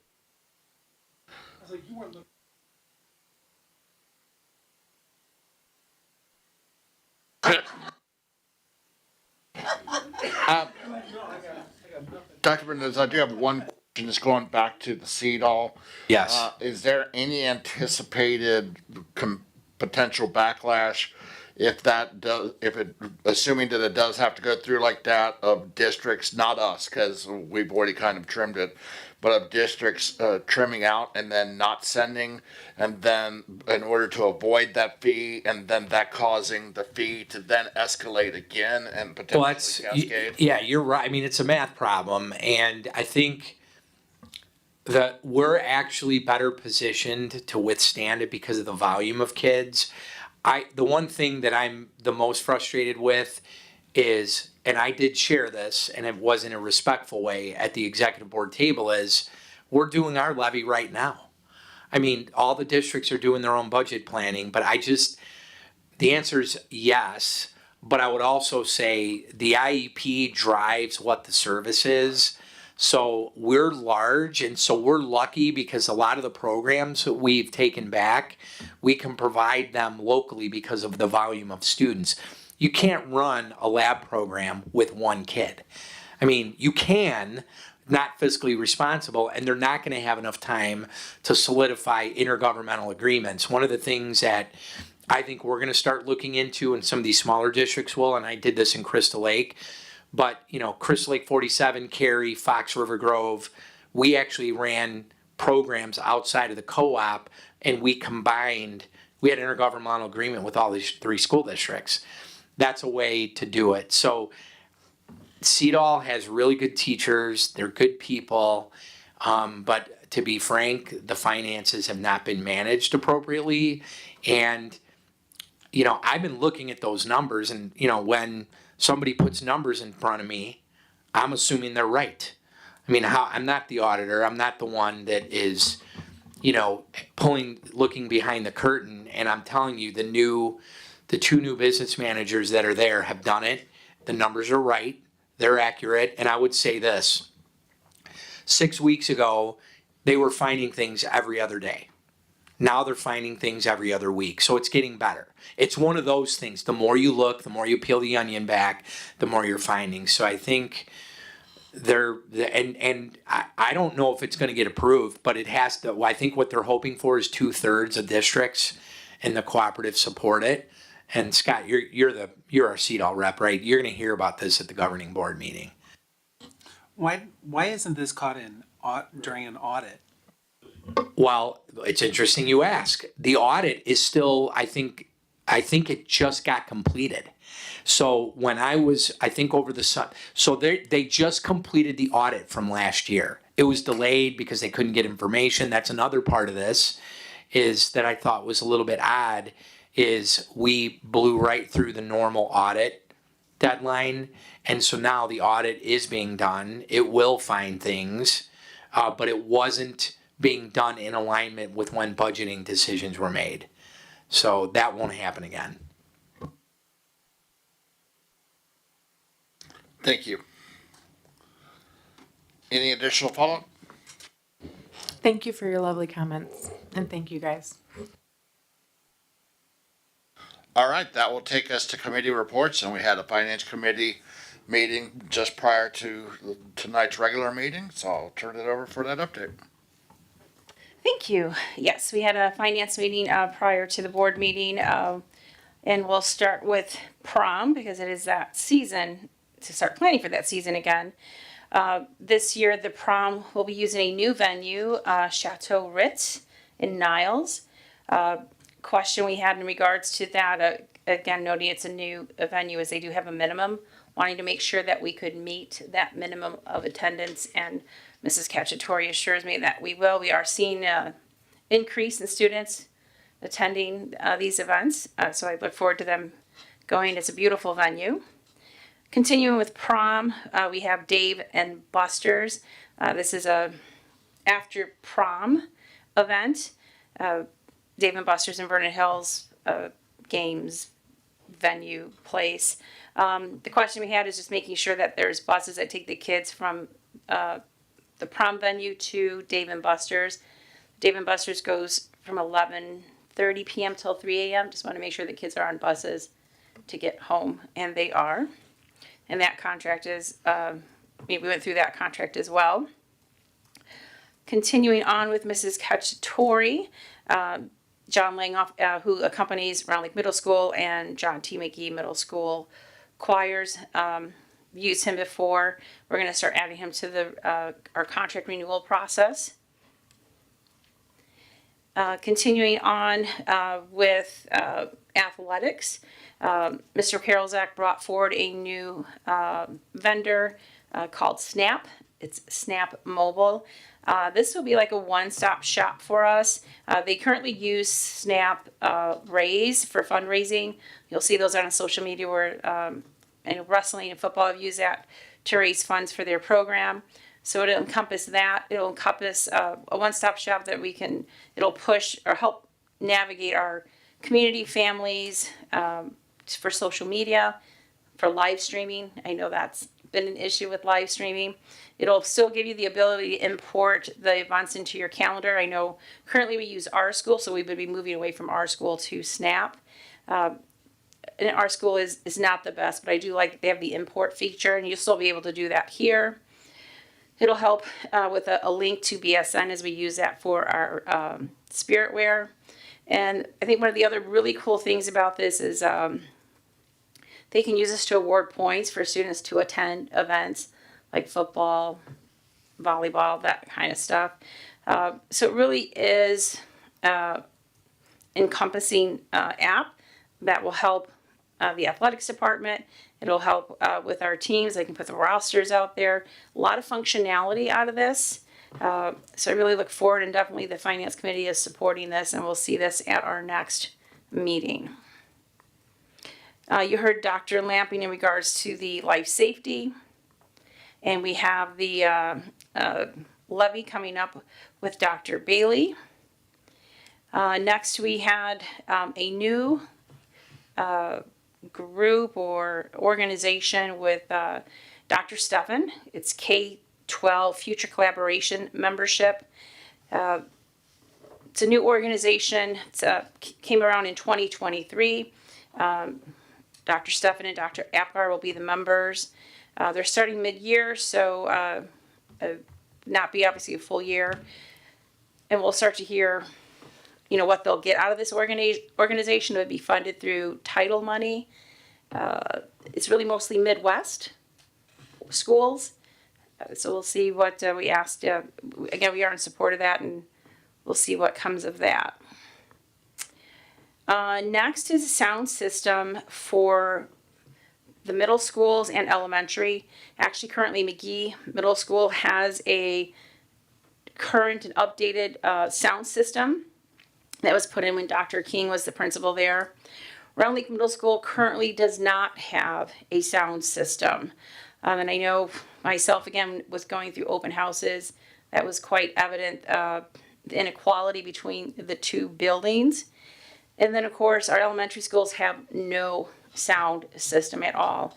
And again, with doing walkthroughs with the open houses, seeing, again, what is needed in those buildings, we obviously see the need between the Brown Lake Middle School and the elementaries. Now, to do Brown Lake Middle School would be $104,000. The elementary schools, it'd be roughly, these are estimates of $250,000. The administration has found that we could possibly use title money to get this done. It would pay for parts, it would not pay for labor. We have gotten a verbal approval from the state that we could use our title money to cover this. We are waiting for the written approval. I know we always want it in writing. Verbal is very great, but it's never good until we have it in writing. So we want to move forward with Round Lake Middle School because obviously we want the equity and equality between the two middle schools. So we want to move forward with that now. Even though we only have the verbal okay, we really still need to get that done for the two. We would definitely hold off on the two, or not the two, but on the elementary schools until we get that in writing or get that written approval, which we anticipate that would come early December. So again, Round Lake Middle is about 104, and again for the elementary schools 250. With 190 would come out of title for elementary and 50,000 out of the district funds. So again, we have that verbal approval. Round Lake Middle School, as I said, it's about 100, 405, 75,000 that would be under the grant funds. 30,000 would come out of district funds. Nobody has any. Is everyone in agreement? We should get Round Lake Middle School. Yeah. Okay, so that is our sound system. You heard Mr. Viereck in regards to the summer construction projects, and we had great detail on that. I will say, Mr. DeVere and I have been working with administration in regards to we're already thinking of next summer, so we'll be hopefully be bringing forward what that project list will look like soon as well. So we finished one, we're already working on the next list. And then the last two items, which will come up later in the board agenda, are two independent contracts that are related to services for one of our students. And that will be up later in the agenda. And then, of course, you heard in regards to the informational items, sale of overstock furniture from Dr. King, technology equipment from Mr. Kozak, and then, of course, the treasury report for everyone's review. Any questions?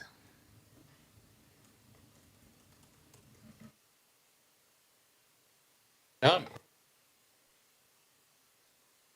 Thank you for that, and now we will move to some approval of minutes.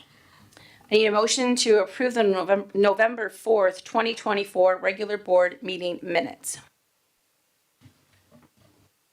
So moved. Second. Motion by Ms. Lee, seconded by Ms. Larson.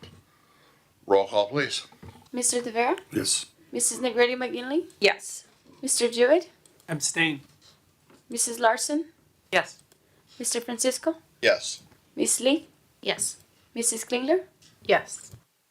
Motion carries. I need a motion to approve the November 6th, 2024 special board meeting expulsion hearing 5:30 p.m. So moved. Second. I'm going to give that one to Ms. Lee. Motion by Ms. Lee, seconded by Mrs. Klingler. Roll call, please. Mr. Tavera? Yes. Mrs. Negretti McGinley? Yes. Mr. Jewett? Yeah. Mrs. Larson? Yes. Mr. Francisco? Yes. Miss Lee? Yes. Mrs. Klingler? Yes. Motion carries. I need a motion to approve the November 6, 2024 special board meeting expulsion hearing, 6:30 PM. So moved. Second. You guys are killing me. Motion by Mrs. Klingler. We're going to give Mr. Jewett the second on this one, and roll call, please. Mr. De Vera? Yes. Mrs. Negretti McGinley? Yes. Mr. Jewett? Yeah. Mrs. Larson? Yes. Mr. Francisco? Yes. Miss Lee? Yes. Mrs. Klingler? Yes. Motion carries. I need a motion to approve the consent agenda for the following items. The accounts payable report for $1,374,693.89. Previous motions report for $7,580,496.68. The October 2024 Treasurers Report, the October 2024 P-Card Report, the November 18th, 2024 Employment Report. So moved. Second. Motion by Jewett, seconded by Mrs. Klingler. Conversation, roll call, please. Mr. De Vera? Yes. Mrs. Negretti McGinley? Yes. Mr. Jewett? Yes. Mr. Francisco? Yes. Mrs. Larson? Yes. Miss Lee? Yes. Mrs. Klingler? Yes. Motion carries. Will take us to old business. Semester 2 overnight trips.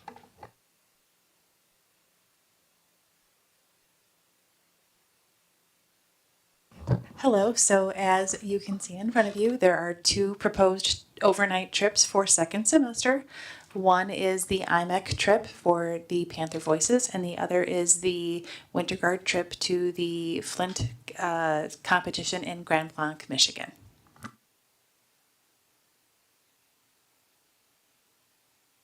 Any questions from the board?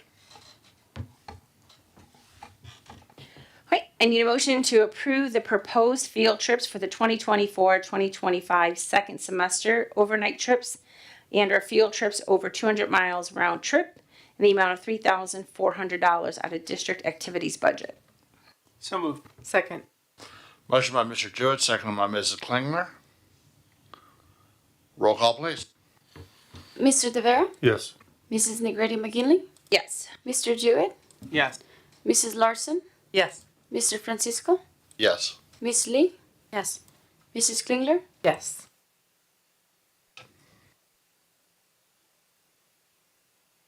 Bring us to new business and our Round Lake High School course proposals for 25. I think Dr. Stefan is what I'm looking at here. Okay.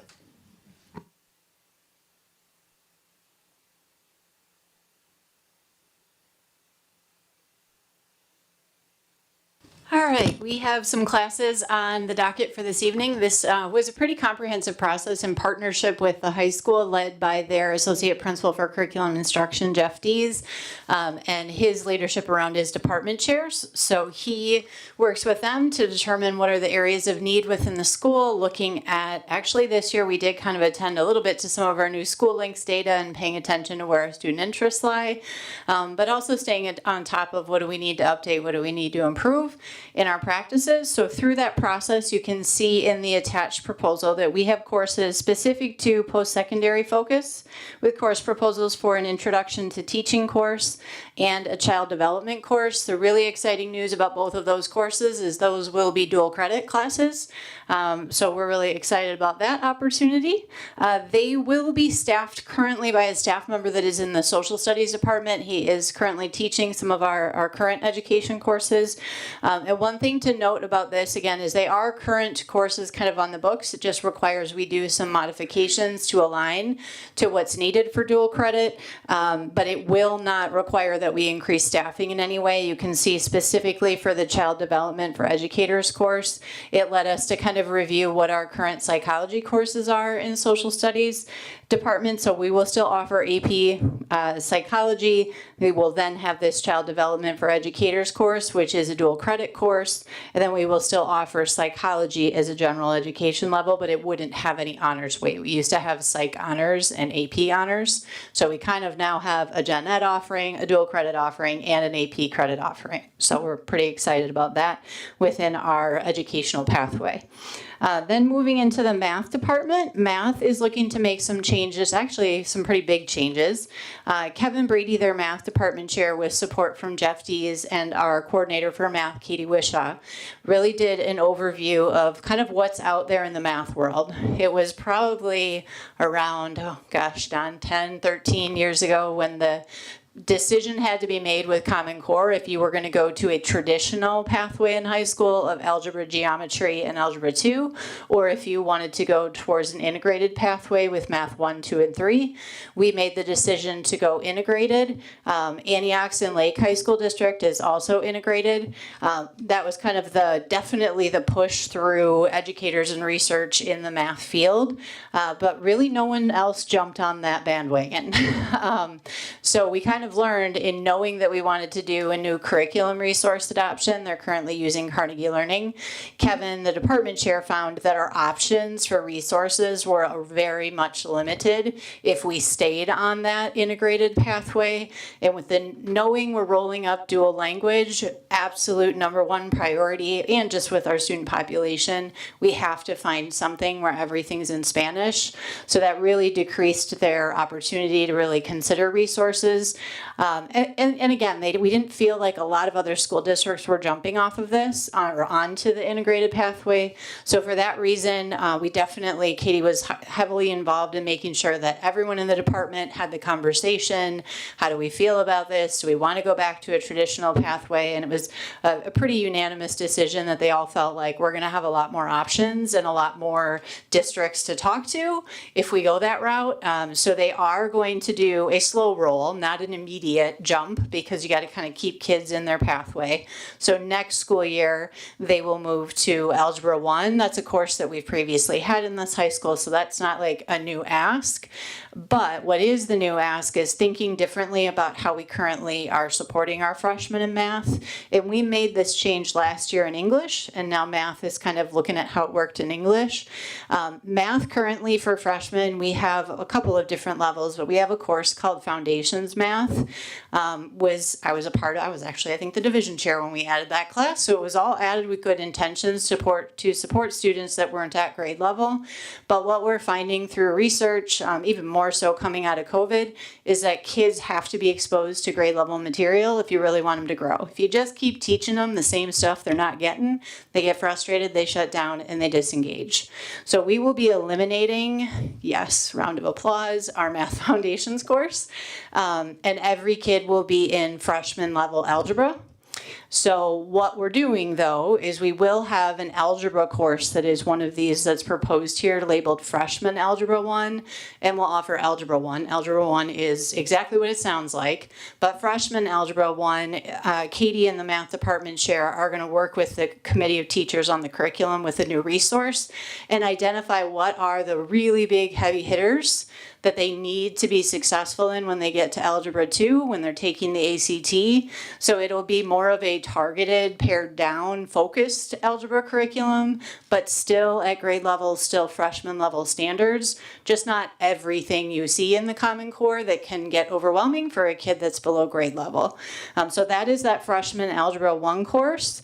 And then they also wanted to offer a course that offered some additional support for our kids that are well below grade level. In that course, they are titling Math 1 Essentials, and that will be an opportunity for interventionists to push into the period and really provide more of closer. We're working on MTSS, as we mentioned, at the secondary level, but providing some access to intervention in that classroom and also having additional supports from a classroom math teacher for students there. So it's not a double blocked. It will fit in their schedule. There'll be more flexibility there, but we're excited about what we're working on there in the math department, because there's our math data is nowhere near where it needs to be, but we do attribute a decent amount of that to just not exposing them to grade level.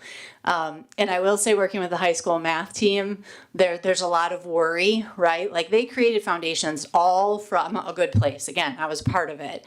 But I keep reminding them that our middle school data, every single kid in our middle school is in a grade level math course. They might have an extra class, like a workshop is what we call it, to support their math, but they all are in math, like 8th grade math. They all take it. So if we're seeing growth in 8th grade math with every single 8th grader and 7th grade and 6th grade, it's highly likely we can see that again at freshman year, but we just have to find the ways to support them. So math is, I'm pretty excited about where they're going with math. I know there's definitely, when I get to the cost, the whole math curriculum adoption, so I'll make sure that I call out kind of the cost and when we'll know that, to be able to keep you guys in touch with costs on this work. So then we move into the English department. They're kind of on year 2 of thinking about how we do the double blocking structure a little bit differently. We did this with English 1 with our freshmen this year, where we created that, separate period of English support where there's rotations of interventionists supporting. And we'd like to continue that model moving into the English 2 level to support sophomores as well.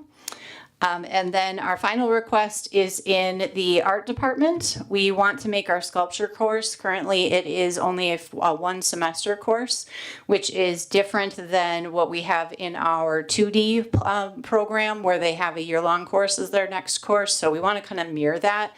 And we were finding that it just curricularly wasn't really making sense for the kids. So it's just a shift of extending that course. Really what they'll have to do, and when none of these courses are increasing staffing, what's going to happen with sculpture is they're going to have to make that hard decision of how many kids do you put in the introductory, like initial ceramics class. So do we want to run like 3 sections of ceramics and then have room for 2 in sculpture? How do we want to balance that? Because we only have so many classrooms that have sinks, and you need a sink when you're working with clay. So it's just a balance of working. Chrissy is supporting with Mike West, their department chair, to kind of think about what's the student ask look like, and how do we support kids as they work through a pathway in their art career. So with that being said, you can see on the final part of this, the layout of cost. Because there's no staffing involved here, and because I don't know the cost of the math adoption yet, there isn't a significant cost for this work. It comes out to about $9,000, a little bit over $9,339.30 to be exact. We did break it out by curriculum hours because we know there'll be some work done in second semester, possibly after school or into the summer. There are some resources here that are noted. For the Intro to Teaching class, there is a book. The Child Development course, they do have a textbook, but it's open source, so that means it's free to us. So that one's of a nice benefit. The math I mentioned, I'll talk to in a second. Comprehension and communication, again, is already connected to our English 2 curriculum, so no additional resource costs there. And sculpture makes sense, a little bit more money to budget for some of the clay and other resources that are used in that course. And that gets us through all of the classes. So math curriculum adoption. Katie is going into, on Wednesday, her next meeting with the curriculum committee with 6 through 12 teachers. We anticipate being able to have an idea for sure. Our goal is to get to finance in January. It might be February, but January will be better. So we're thinking maybe by winter break we have an idea, and then we can prepare a board memo. We have narrowed it down to 3 vendors. Envision Savas, I might have gotten those mixed up in how I ordered it. Desmo, Amplify Desmos, and the last one is, no surprise, iReady. The really tricky part about the math curriculum adoption is that iReady only goes through 8th grade. So we wanted to give that as an option to our middle school teachers because obviously we're using it at elementary. So there is a chance for middle school to say we want to go with iReady, and then the high school will pick a different vendor. Or they may pick a common vendor, but there's 3 vendors on the table that we're kind of working through and just asking them to just evaluate them for very similar things. Katie just finished the rubric with the department chairs to just look at what are the things that they're looking for regarding instruction and curriculum. So with that being said, are there any particular questions about any specific courses or the process? So to be clear, it will not be a double block anymore, but they may have two potentially classes but separate?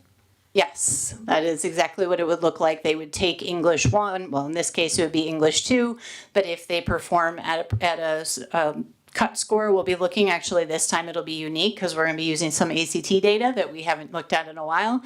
So figuring out cut scores will be a lot of teacher recommendation as well, but that will be a separate period in the day. It could be that they're next to each other, but it's not the same teacher. It's not a blocked course, just where they fall in their schedule. And same with math.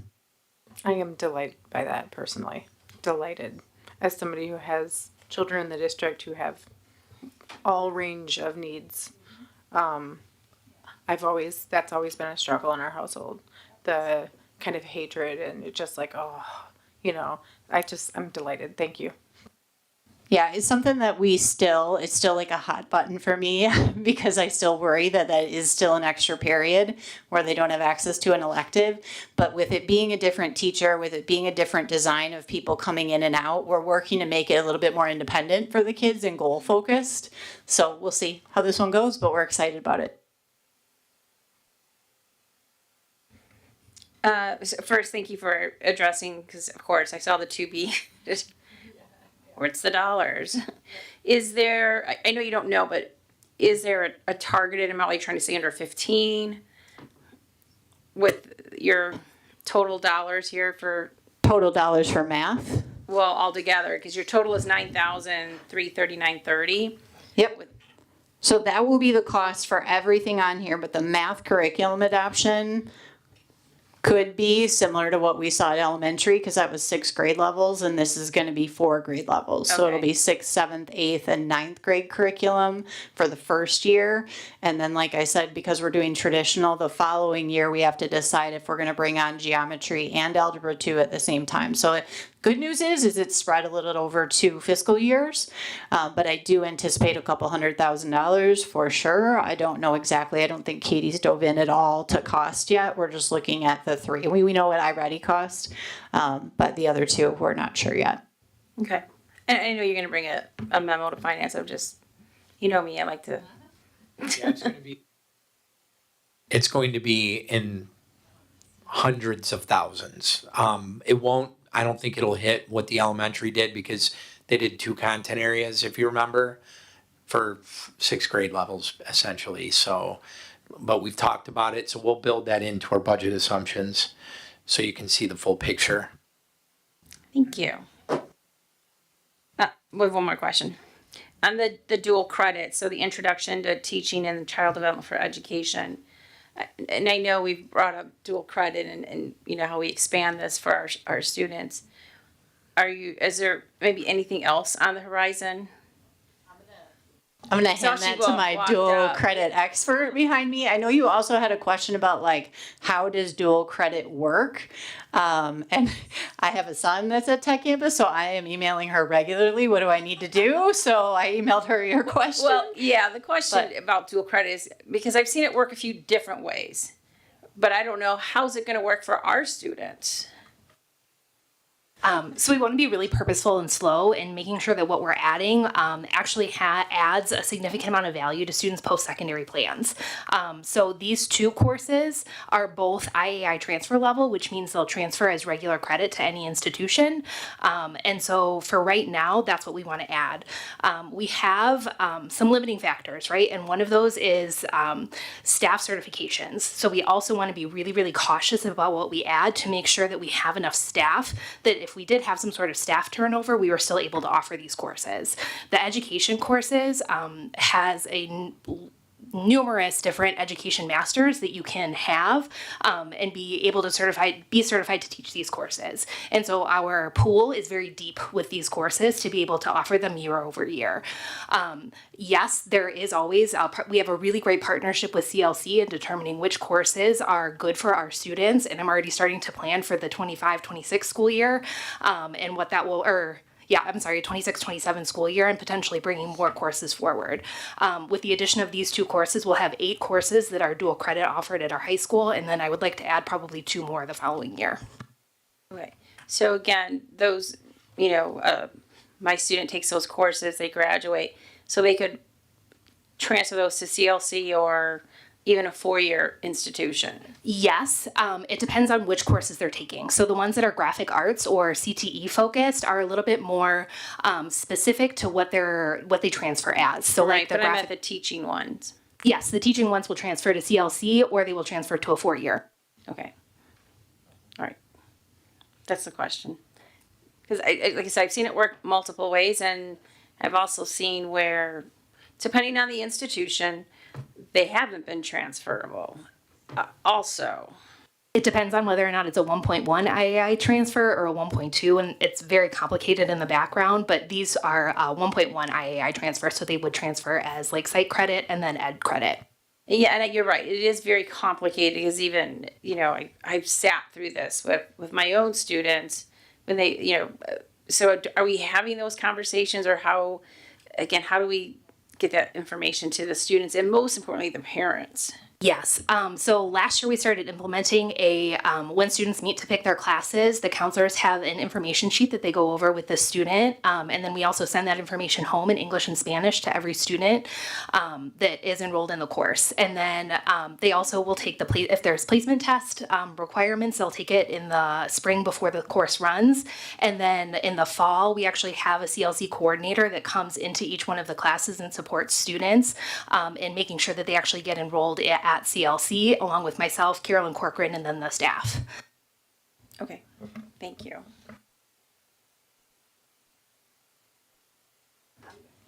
Any additional questions?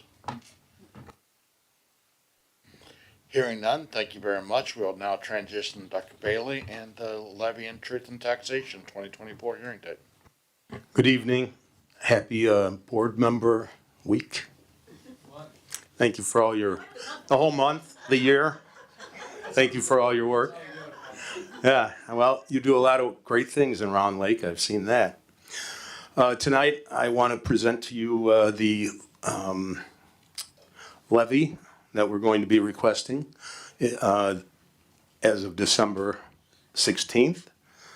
I want to start out by saying that you have historically, we now have historically budgeted conservatively, meaning that we estimate revenues slightly lower and expenditures slightly higher than maybe what our real expectations are. And because of that, you've seen your fund balance build over the years. I'm hoping that this year we will see that scenario again. Also want to say that that really what a levy is, it's really just a question to the public, you representing the public, an ask, if you will, for the following school year. Actually, for the late half of this year and the first half of next year. And I do want to assure you that this levy that I'm presenting tonight will and has meet all the state requirements relative to that process.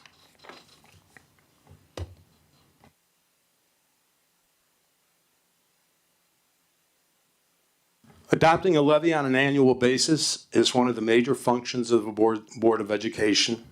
Excluding the state's on behalf payment, EBF contribution, student fees, federal support, residential property taxes generate much of the district's revenue. Commonly used terms in this process are levy, extension, that's the amount that the taxpayers actually grant towards you, the equalized assessed value, that's the value of all the property in the district. New growth, that is the property that has recently been built upon and that we're able to get a different tax rate on. And for that to happen, it can't be a tear down, it has to be a wipeout. If it's an existing property, you gotta take it down to the ground and put in a new foundation. And then the Truth in Taxation Act, which was passed in 1991, which requires that anything above 5% levy, we do a Truth in Taxation hearing, and we follow the Truth in Taxation process. If the estimate of the aggregate tax levy, excluding the debt service, exceeds 105% of the amount extended the previous year, then we have to hold a hearing, and I'd like to recommend tonight that that hearing be held prior to the December 16th board meeting. And then the levy be approved at that meeting as well. Often Maine districts will hold this hearing regardless of whether or not it's 105% or greater than 105%, simply because many boards and superintendents feel that it's best practice to do so.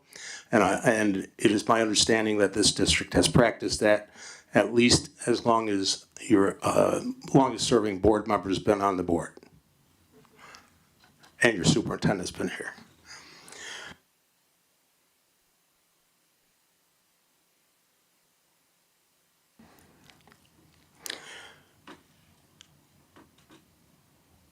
In the case of truth in taxation, the notice for the hearing must be published in a local newspaper no more than 14 days and no less than 7 days prior to the date of the actual hearing, which this year is December 2nd through 6th is our window. Based on the current 2024 levy estimate, as I said, we are not required to have the truth in taxation process. However, we are following it, and therefore I am recommending a hearing, and we will be within this window. At the November 18th, 2024 regular board meeting, which we're attending right now, I'm going to present this, and at the December 16th board meeting after our hearing, you'll be asked to approve it. Based on these requirements, the following levy calendar is established for the 24 levy approval process. I just gave you many of the significant dates. 2 new dates, not new dates, but additional dates, December 17th. Once this is approved, the next day we will be filing it with the county clerk. And I will provide proof of that to you in the January board meeting. However, if something happens to me between the 16th and the 17th, Dr. Mendoza has to have it filed by December 31st. And hopefully nothing will. So we'll get that done.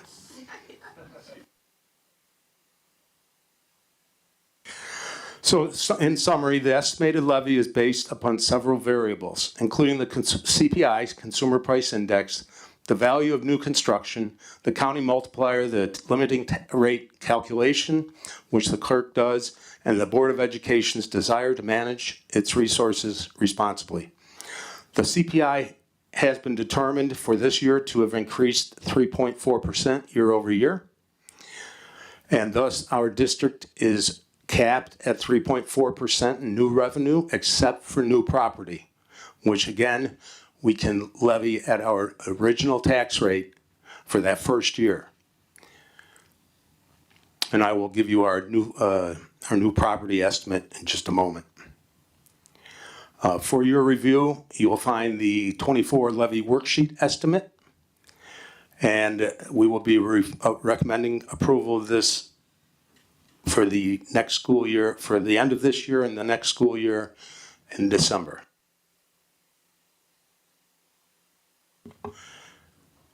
And here's the PowerPoint.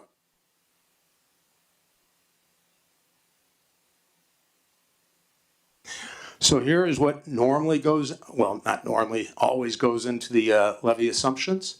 It's based on your FY23 levy, not the request, which is what we're doing now, but the actual levy amount that you received in March and April. It's based on your EAV, which we estimate the county has given us figures of about 5.35%.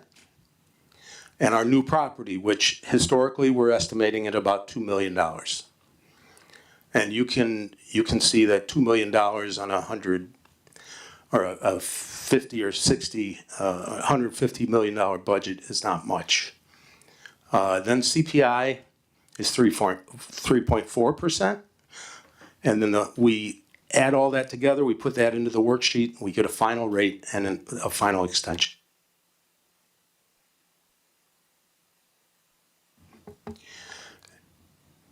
In FY23, we received $33,300,000+. And this year, if we were to get all the money we're asking for at a 4.63 levy. And the reason that's lower than what our 4.99% levy that you see up there is because of the debt service, which is actually flat. And you can see that on the chart. So that will lower our overall levy to 4.63. However, we are still below truth and taxation at 4.99% on our operating funds.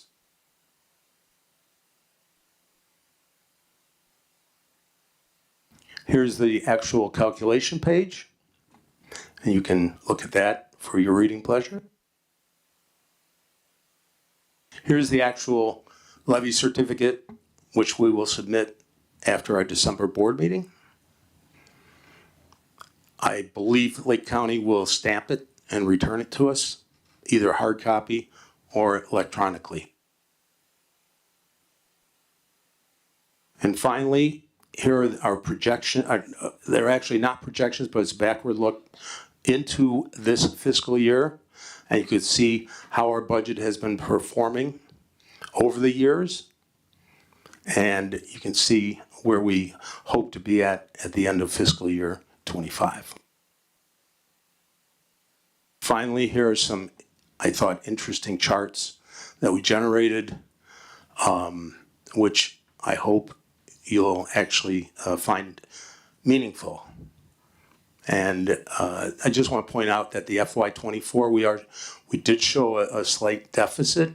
However, there's a lot of revenue that's still out there that didn't come in by July 1st, which is the beginning of our new fiscal year, relative to our grants.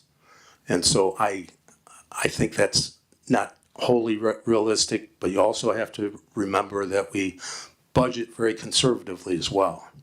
And these charts are conservative. And I'm open to any questions you may have. Questions from the board? No questions, but as I mentioned, this finance committee and I reviewed this with Dr. Bailey. I also did want to point out in the packet that is new is the levy FAQs. I thought that was a great addition to the packet for those who don't always speak school finance, and just great for the community as well who do read our packets. It is a slightly different format, but I do like the new format, and I thought it was really easy to follow and go along with this. Thank you. Thank you. All right, next up looks like we've got a couple independent contractor agreements. Dr. Apgar. Any questions from for Dr. Apgar? Dr. Apgar, do you want to give us a high level on them?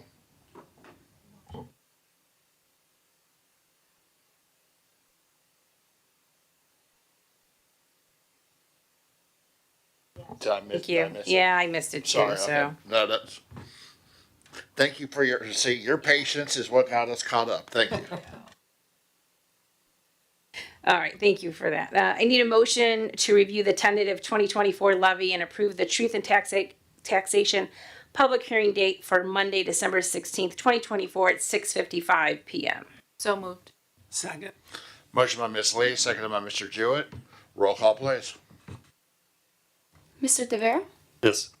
Mrs. Negretti McGinley? Yes. Mr. Jewett? Yes. Mrs. Larson? Yes. Mr. Francisco? Yes. Miss Lee? Yes. Motion carries. All right, now let's go to Dr. Apgar. Thank you for your patience. So tonight we have two independent contractor agreements as a result of a mediation agreement from 2021. One is for occupational therapy services. The other is for speech language services. The first contract is not to exceed $2,000 per month or $24,000 per year for occupational therapy services. The second is $2,500 a month, not to exceed $30,000 per year. For speech language, they're both budgeted to district funds, and this did come to the Finance Committee. So as Dr. Apgar mentioned, this was at Finance Committee today. Again, both these services are for one specific student of services we need to offer. Any additional questions from the board? All right, I need a motion to approve the independent contractor agreement with Ms. Taylor Johnson to provide pediatric occupational therapy service per the mediation agreement not to exceed $24,000. So moved. Second. Motion by Mr. Jewett, seconded by Ms. Lee. Roll call, please. Mr. Devere? Yes. Mrs. Negretti McGinley? Yes. Mr. Jewett? Yes. Mrs. Larson? Yes. Mr. Francisco? Yes. Miss Lee? Yes. Motion carries. I need a motion to approve entering into an independent contract agreement with Miss Janice Marsden Johnson to provide pediatric speak language services per the mediation agreement not to exceed $30,000. So moved. Second. Motion by Mr. Jewett, seconded by Ms. Lee. Hearing no additional conversation, roll call, please. Mr. Devere? Yes. Mrs. Negretti McGinley? Yes. Mr. Jewett? Yes. Mrs. Larson? Yes. Mr. Francisco? Yes. Miss Lee? Yes. Motion carries. Thank you. Thank you. And that will bring us to positive occurrences.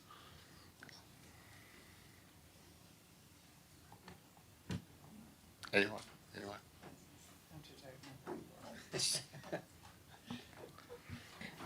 Yeah, I was just gonna say, I know everybody's talking about, again, just, school board member appreciation day. Again, I know I reached out to all of you, again, as myself as, as we all are a member of the communities, but being a graduate of Round Lake High School myself, my brothers, my sisters, my children, my brother-in-laws and everyone, again, I appreciate all the work here. In my tenure here, I've seen this district where it started to where we are today, and it is because of the work and dedication that you all do. So I do appreciate it. And of course, looking forward to the continuing education at ISB annual conference that is coming up this week. Looking forward to all of that and the additional education we get to pick up with that as well. And of course, leading into the holiday weekend, the holiday week, and the following week, which of course is a non-school week. So yay.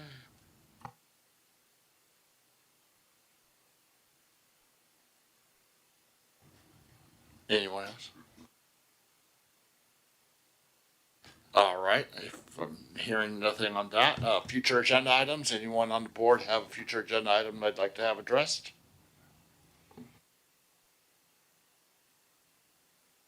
All right, hearing nothing there, then I will need a motion to convene in closed session as permitted by statute 5 ILCS 120/2 for the purpose of discussing the following.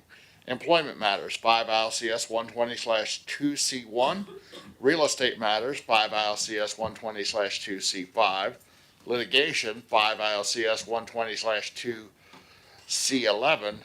And closed meeting minutes, 5 ILCS 120/2C21. So moved.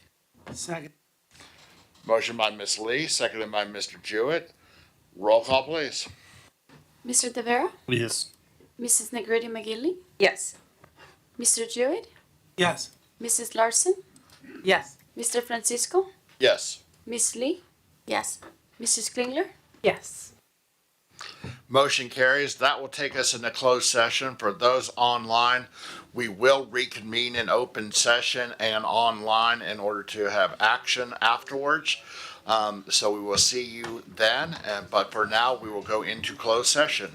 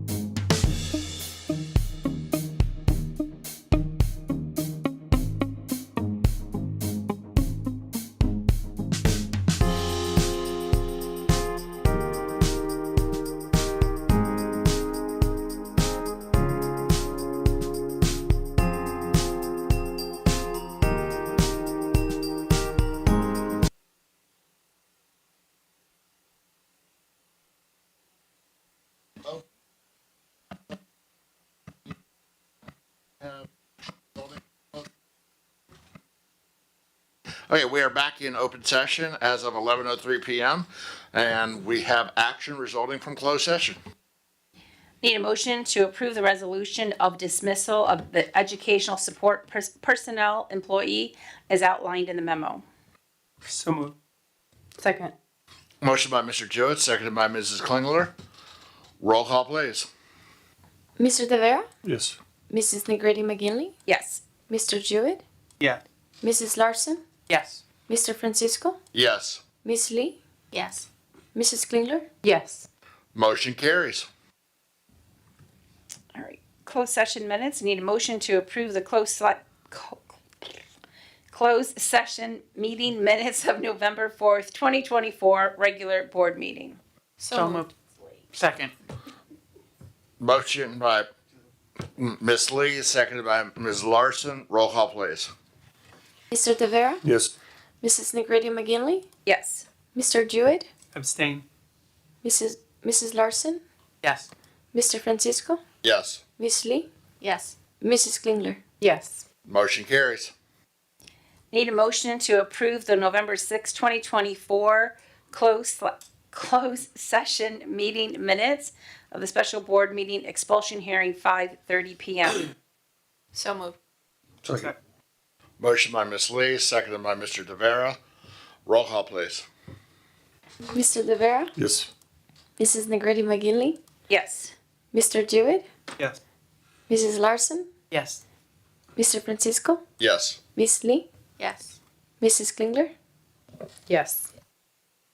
Motion carries.